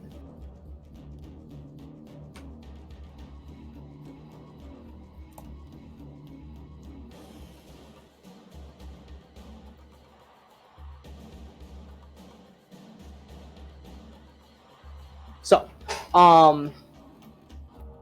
what you can kind of remember in Kaz, it's more of like a joke, but being a traveling gambler and basically procurer of certain items, you have heard of people that have gone to the levels of hell before. Usually they make contracts with demons to trade humans for contracts, money, revenge, things like that. So you know that hell isn't completely devoid of human life, but usually humans down here are slaves. You also know that tieflings are not only are they on the mortal realm, they're also accepted in hell, obviously because of their forms. They do run shops down here to some extent. It's not a lawless system down here. It's based off of contracts and and souls, basically. Information can be gleaned, but usually at a price. Trades, some of them do accept money. Usually it's expensive, but yeah, humans down here are seen as food and slaves.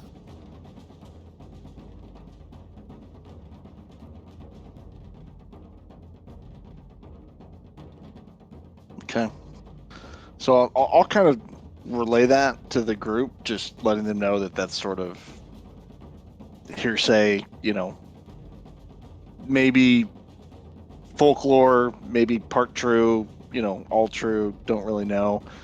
But I mean, I think cities are on where we come from. Cities are founded by water, so if we're looking for a river, I think the city's not the worst place to look.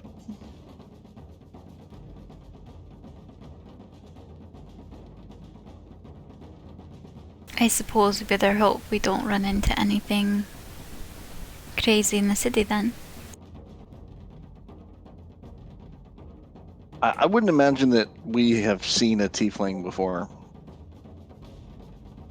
I don't believe you have. Like, we probably I know thought that. Thane was No, a yes, you tiefling. did. Thane.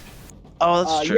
Yes, you did. Not only that, but in Scepter, the gentleman at the Oh, the red tiefling. the red tiefling that was kind of a dick. Yeah. Oh yeah, he ran the inn there. The small little inn. Yeah, I hated that guy. I tried to bomb him and he blew me off. Well, totally was an asshole. Okay. But yes, you have seen two tieflings. Actually, you've seen a handful. Because when you went to Jupiter, there was actually quite a few of them walking around as well.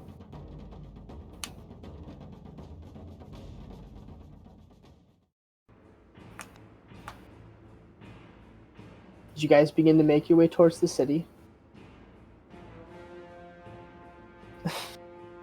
Dun, dun, Perfect. dun. You guys begin to make your way towards the city. And as you do, the sun begins to come up. Or whatever this is. You're not even sure if it's a sun. But whatever is coming up, it immediately turns from an ice-cold night to blazing heat. Morn and Henri and whoever else is putting on winter clothing, all of a sudden you're just like, oh fuck, and you just start to like roast.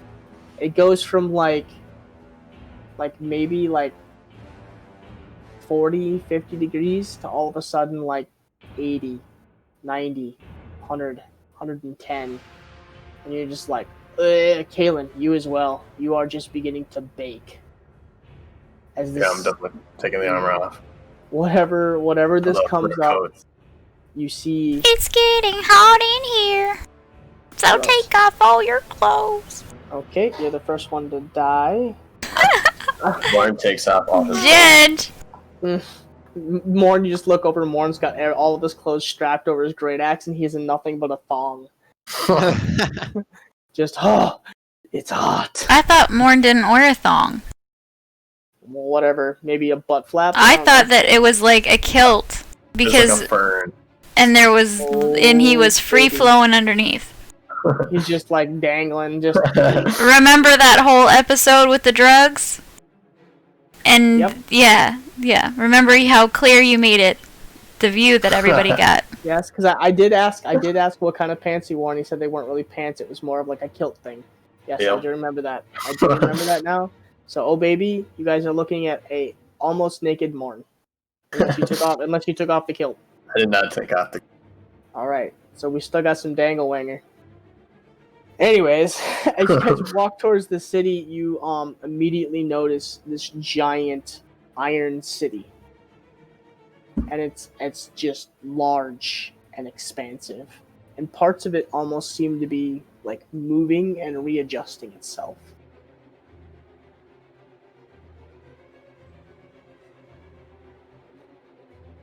as you begin to get closer and closer and closer.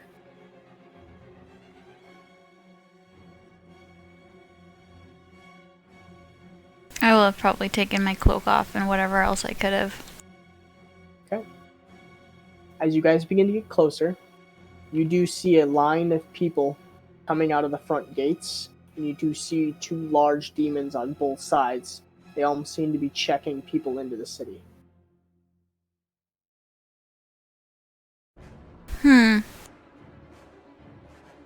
I don't think we can simply bluff our way through this gate.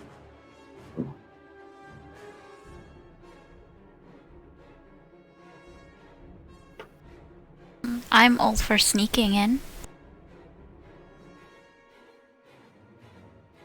I'm with you there. I'd rather stay out of sight. So do we even have to go in? We should make sure that who we're looking for is here. I don't know. I don't think any of us really knows where the river or lake or whatever it really is. This is our first guess. So it appears we may have to go inside to figure out if it's here or if it's somewhere else.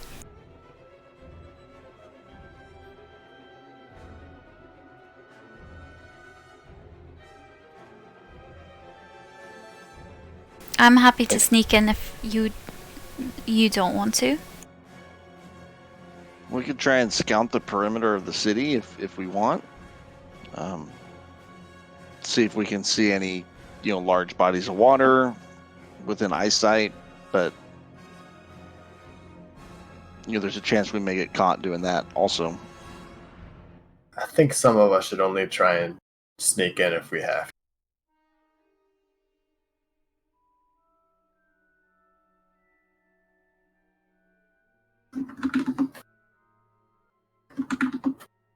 Some of us aren't this sneaky.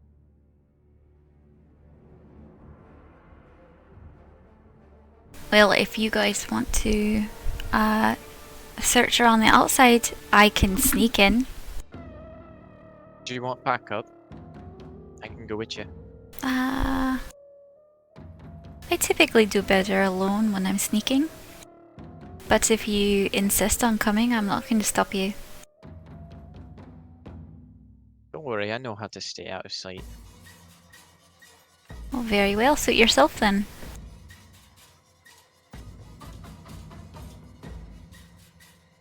Alright, Ginger, it sounds like me and Henri are gonna try and sneak in. Okay. And then look, is there like a easy place for the rest of us to just hide, like maybe like sort of like rock outcropping or trees? There's like I don't know. It's not couple. There's no trees. Right. There's a couple of rock outcroppings. You're not sure if they're big enough. There are a couple dunes that you might be able to get on the other side of and lay flat. Yeah, I mean that would help. So, describe what you're gonna do, Kaz. I'm just going to let the party know that while we're down here, this is probably how I will look, just in case we're captured or confronted in some way. It may give us, some options as far as talking our way out of trouble if need be. Okay. Do we recognize this form? Nope, first time you've ever seen this. As you watch as he at this point turns and begins to just everything just begins to shift and mold, pop out. You watch 2 horns come out and go out the back, and the body slenderizes. You grow a tail that comes out the back, which is new to you. I don't think you've ever had a tail before, so you're kind of like, ooh. The feet slenderize, and you almost get these long-looking feet. As you're now looking at do you want it to be red or more of an orangish tiefling, or what color tiefling would you prefer? Yeah, I think red, but not like a bright red, just maybe like someone that got a real bad sunburn. Okay, so a dark, almost like a lobsterish looking red. Okay, so she goes like not a dark red, like more like probably like a burnt, like a Yeah, like burgundy or something. like a red that doesn't could potentially be a human, right? Just with little bit of a red tint to their Okay, skin. so pink. Okay, got it. Yeah. Pink tiefling. So you watch as she melds into a red-looking tiefling with what color eyes? Let's do red. Red as well. All right, so black eyeballs with When these in Rome. two red irises. Kaz is now a tiefling. Please don't forget and kill me. And as I'm changing, I'm just gonna keep my eye on Arcadia. Still not 100%. So is that your Not a- true form? No, this one's new. Well, you might Interesting. fool a few Abishai imps, but best not catch the attention of Lord Despater. I'm sure he could tell the difference. He's the most calculating of the archdevils.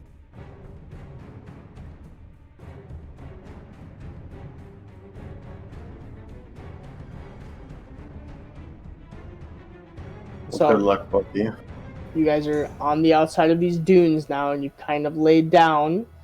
It is hotter than shit laying on this sand. Like, whoever, like those of you that are trying to seek cover behind the dunes, you are literally doing that thing where you like lay down, or like in the middle of summer when you like touch concrete with like your bare feet, and you're like, oh damn. You're like laying in the sand, and you're like almost rolling in one spot because you're like starting to like actually feel yourself burn. I guess I'll look for a spot of shade. Anything that gives shade. Make a perception check. I don't think you're gonna find any solace in the shade. I don't think the So heat is you coming look from around sun. for shade, and you do see a spot of shade. It's exactly underneath Kaylin.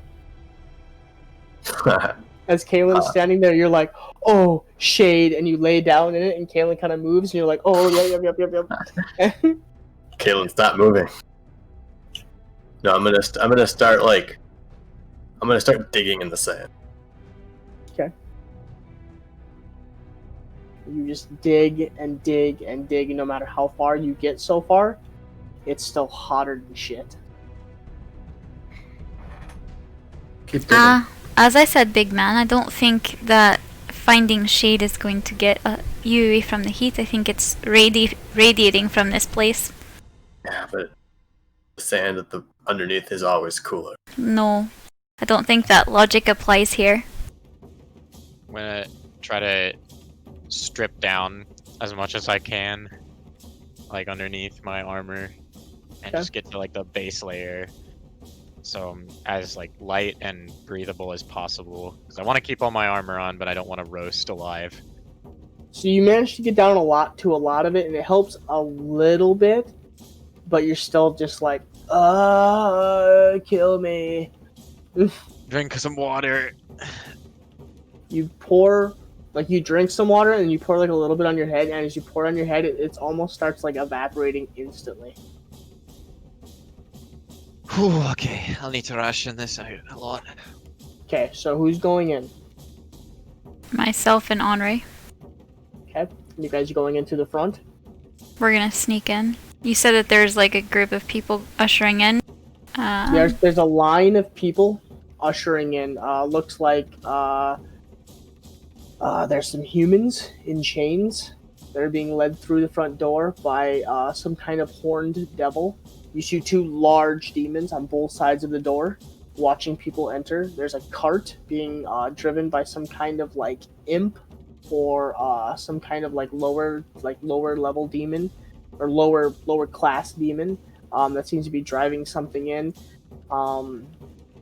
led by some kind of creature that you're not even sure. It's almost a mixture between like a cow and a slug. It has like a bunch of appendages off of it that just seems to be kind of like scooching along. I think our ticket might be that cart. Perhaps we can try and hide in it. Head is towards the back of the line. What say you?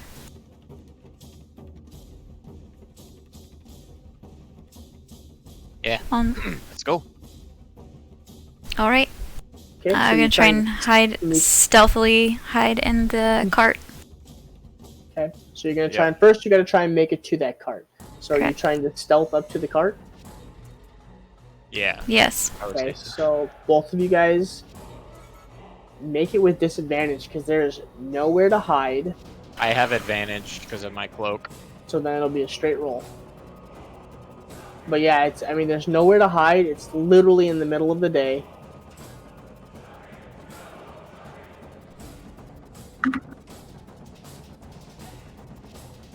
Shit. Trying to see if I have anything.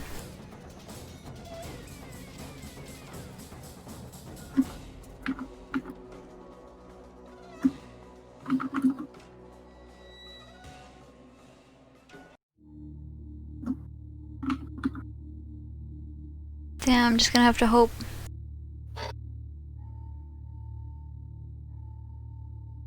Damn.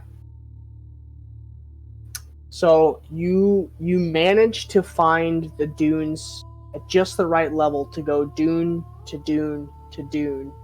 Small rock. Luckily, being smaller that you are, you managed to one at a time dive to a rock, get up and move to another one, and creep to the back of the line. You wait for just the right moment when it seems like those two gaming guards are distracted, talking to somebody trying to enter. That you make your way to the cart.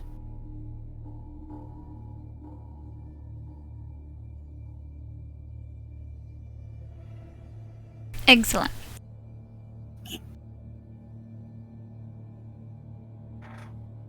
So you guys are standing behind the cart as it's continuing to creep forward.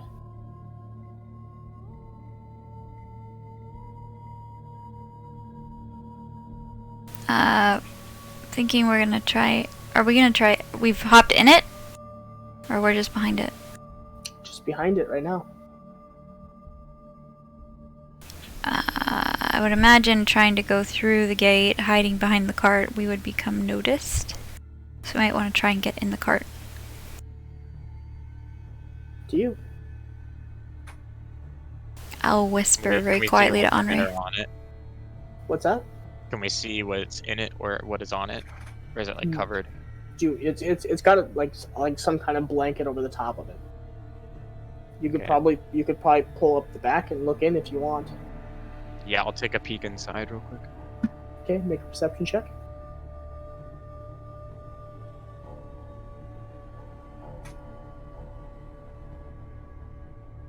You peek your head in, and it is bits and pieces of stuff.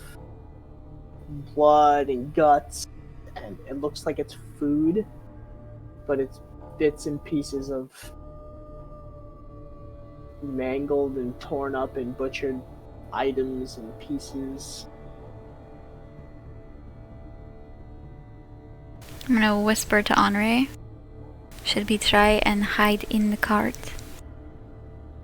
You guys are getting closer. You guys are about 6 people from the guards. Let's do it. Let's do it. Let's go. Yeah, gonna get in the cart. So you crawl into the cart, and you're just laying on both sides of basically, like you're just laying on top of it right underneath the tarp. Yeah. I'm gonna try upon You feel getting the in. cart move again. So upon getting inside of the cart and seeing what's in it, and it's just like bits and pieces of gore and whatnot, I'm gonna actually situate myself like within the stuff to blend in with it. So I'm gonna like bury myself in it. Roll a performance check.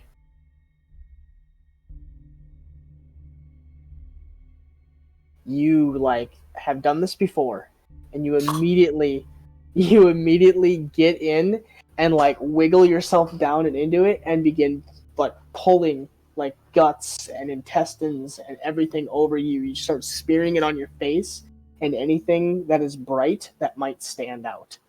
You smear your hair down, you smear your face and eyes, and you basically like Rambo, or not Rambo, but Rambo, when he like covers his whole body in the mud and like goes against the wall and waits for the guy to go past him, and all of a sudden his eyes just open up. Yep. Except for like with guts and Gore. gore, and you literally are like, you feel like you are in it. Perfect. And you just like, all you hear Andre next to you is like, Yeah, I would kind of try to do the same thing now that I'm seeing her do it. okay, roll performance.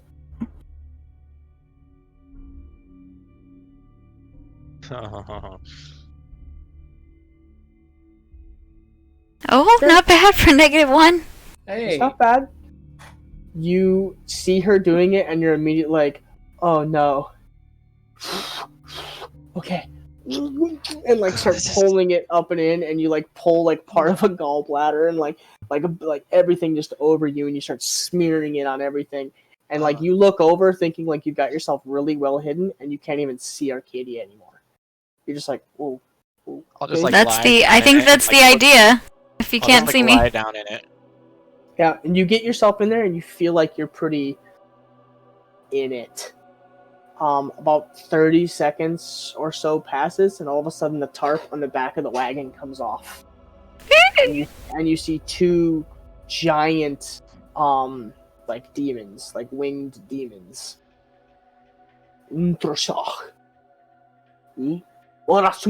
And they like wave, they start yelling at the driver, and the driver just like makes his like whatever, and they just wave him on.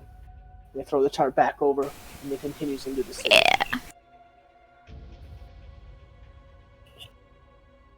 A couple of minutes passes. You feel like, like the ride of the cart. You just hear like, like you just feel the cart doing something. At this point, both of you guys make Constitution saving throws.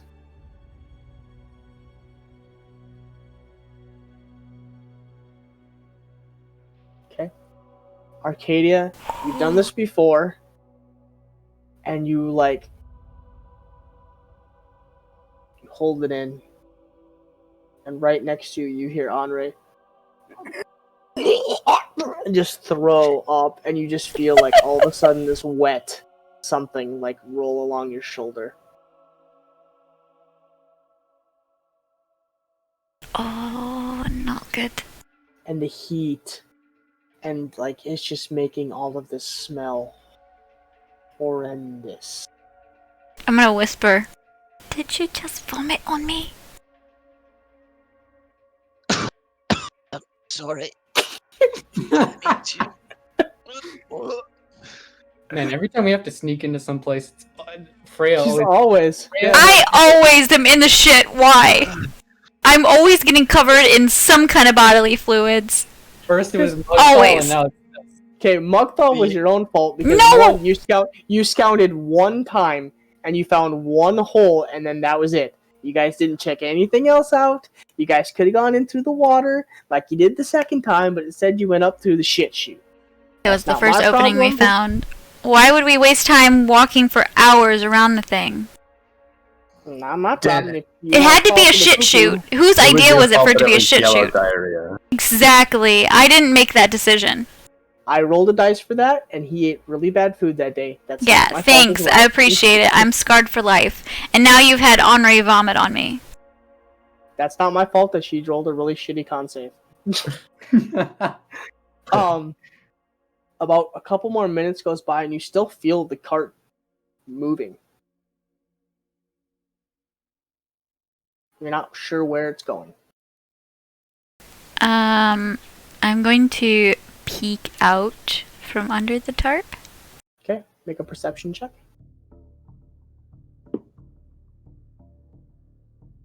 Nice. Fuck yeah! Do I see anybody around? Checking me out? Is anybody watching? Nobody's watching you guys, but you see a lot. There's horn demons, devil demons walking around. You see tieflings talking in the street, like casually talking. You see a human or two that are being led by chains. You see a human not in chains that seems to be walking next to another tiefling, but he looks super shady, like he's probably here doing some kind of business dealings. You see, with a natural 20, you do in a split second though, you see a like a lieutenant of hell, like a large hulking beast walking the streets, and he takes a left turn down another alleyway or like another road and continues on. Can I see from peering out like a safe place for us to roll out of the cart? There's like alleyways like every like 5 or 10 feet or so. You see like a little shoot off into an alley. You see there's shops and little like stores set up. And with a natural 20, you just happen to look up at the right time that you do see what looks like might be an inn. I'm gonna nudge Henri, and after nudging Henri, I'm gonna immediately roll out of the cart. Okay. Make an athletics check. Or acrobatics. Make an acrobatics. I'll go 2. Well, thank God, because you said athletics first, and that wouldn't have been good. I can Okay, do make an either one. acrobatics. Which one do you want me to do? Okay, make an acrobatics check. Honor.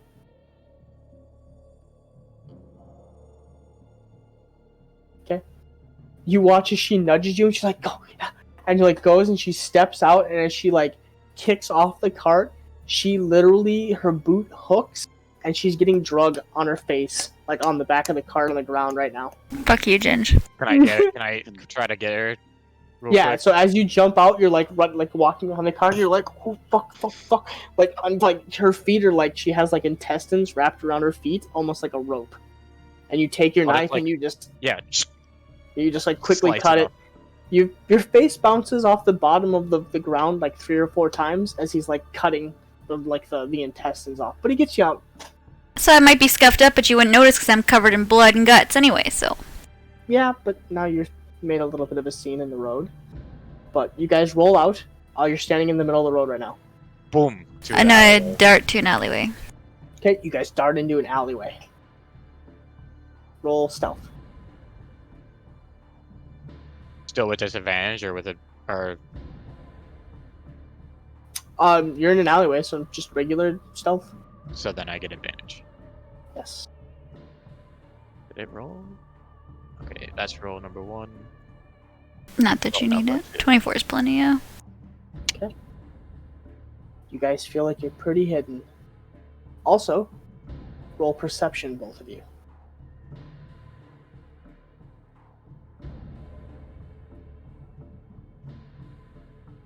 Okay. Nice. Arcadia, you don't pick it up right away. You're a little disorientated from bouncing off the ground a couple times. Henri, you do pick it up. My elf ears. You sit there for a second or two, and you guys are down in the alleyway, and you crouch down. And as you crouch down, you see, off in the distance, you see like a, what was that? Like Star Wars? Was it Return of the Jedi? You know, like the little eye that pops out of the Jabba the Hutt? Yeah. Yeah, you see like one of those in just an orb floating above the city, and it has like a it looks like an actual eye, and it's just like scanning. And then you look off into another direction, like a couple 100 feet away, and you see another one, just like floating. Almost like the flying guardians in Breath of the Wild. Yes, kind of, a lot like that. And then you look But down. but like an actual eyeball. Yeah, and then you look down the opposite direction, and about another couple 100 feet off, and up and away, and you see another one. I'll like tap her on the shoulder and point at him. What is it again? Like eyeballs, like floating. They're just eyeballs, eyeball. Okay, got it. and they're scanning. Well, I wonder what they're looking for. I know there's lots of humans here. So I don't know if we're safe to just meander about or if we need to do something. Like if we need to be stealthy the whole time? Well, I can do something that could help me travel openly and undetected, but I don't know if you can do the same thing. What would that be? Well, I've got a spell. Lets me look like whatever I want. Well, humanoid. You do know that you were about, you're probably about like 40 or 50 feet from what you thought was an inn. Well, I can't change my appearance into anything that is going to make me less suspicious, so maybe you can do that and scout a little bit, see if you can find anything that looks like a river or a lake, or maybe even if you could find somebody to ask. And maybe I'll try and just be stealthy and hide and scout as much as I can.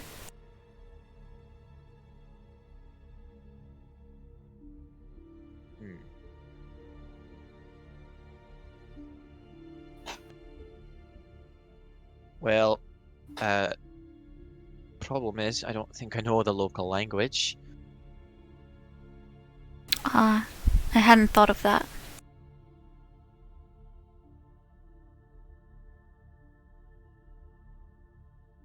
So then we wouldn't be able to ask anybody?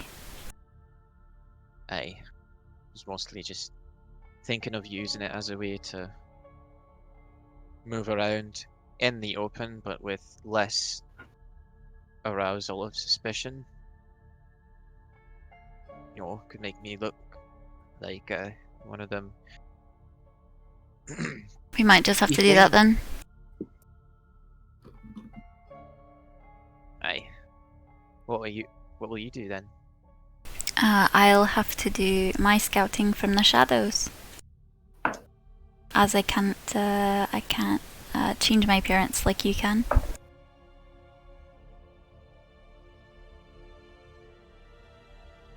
Just rolling. Are you meaning to split up? Well, unless you want to stay stealthily with me. But maybe change your appearance for protection. Yeah, guess I could. I'll go ahead and do that. Are the tieflings around here like did they seem like they were all the same color, or are they different colors? Make a perception check. I don't think you actually looked at any in the Oh way yeah, in. I might not have looked. Then at the first moment that I notice Henri is not paying attention, I'm going to dart away. Okay. I'm just kidding. You've seen a couple, like when you look out into the alley now, out of the alley into the streets, there's some that are like dark black, dark blue. You see one like a dark red. You see one that's kind of like a fluorescent yellow almost. Doesn't seem to be any rhyme or reason. I'll go with a gray, like a dark gray one. Okay.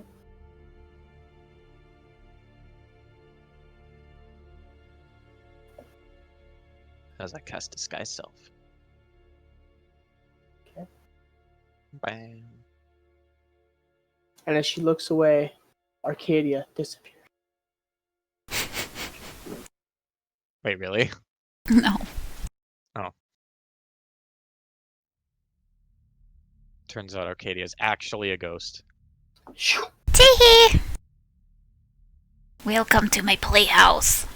Get back here, Casper. So, you turn yourself into a tiefling. Yeah. As you watch as all of a sudden one of the eyes goes above the alleyway about probably 100 feet above your head. It doesn't look down. It just keeps going for some reason. And it kind of like looks down right on the other side of the alleyway. Like it just missed you.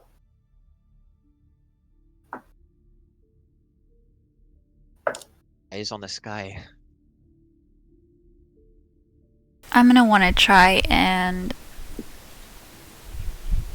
make my way, I guess, or make our way through the alleyways just to get a better lay of the town to see if there's a river or a lake anywhere. But I'm gonna want to try and stay hidden. So whether there be,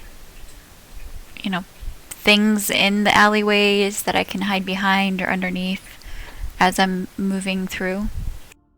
Okay. So, on that note, as Henri has turned herself into a tiefling, and Arcadia begins to meander through the alleys, looking for places to hide and scout, the rest of the group sets out in the dunes in the middle of the heat. Yeah. And that's where we'll leave off for tonight. Whoop whoop.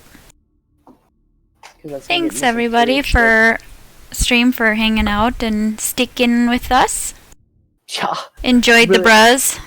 Super Yeah. appreciate you being here, man. Yeah, man. Yeah, Thanks. bruh. It's super good Right having on, y'all right in here. Right on.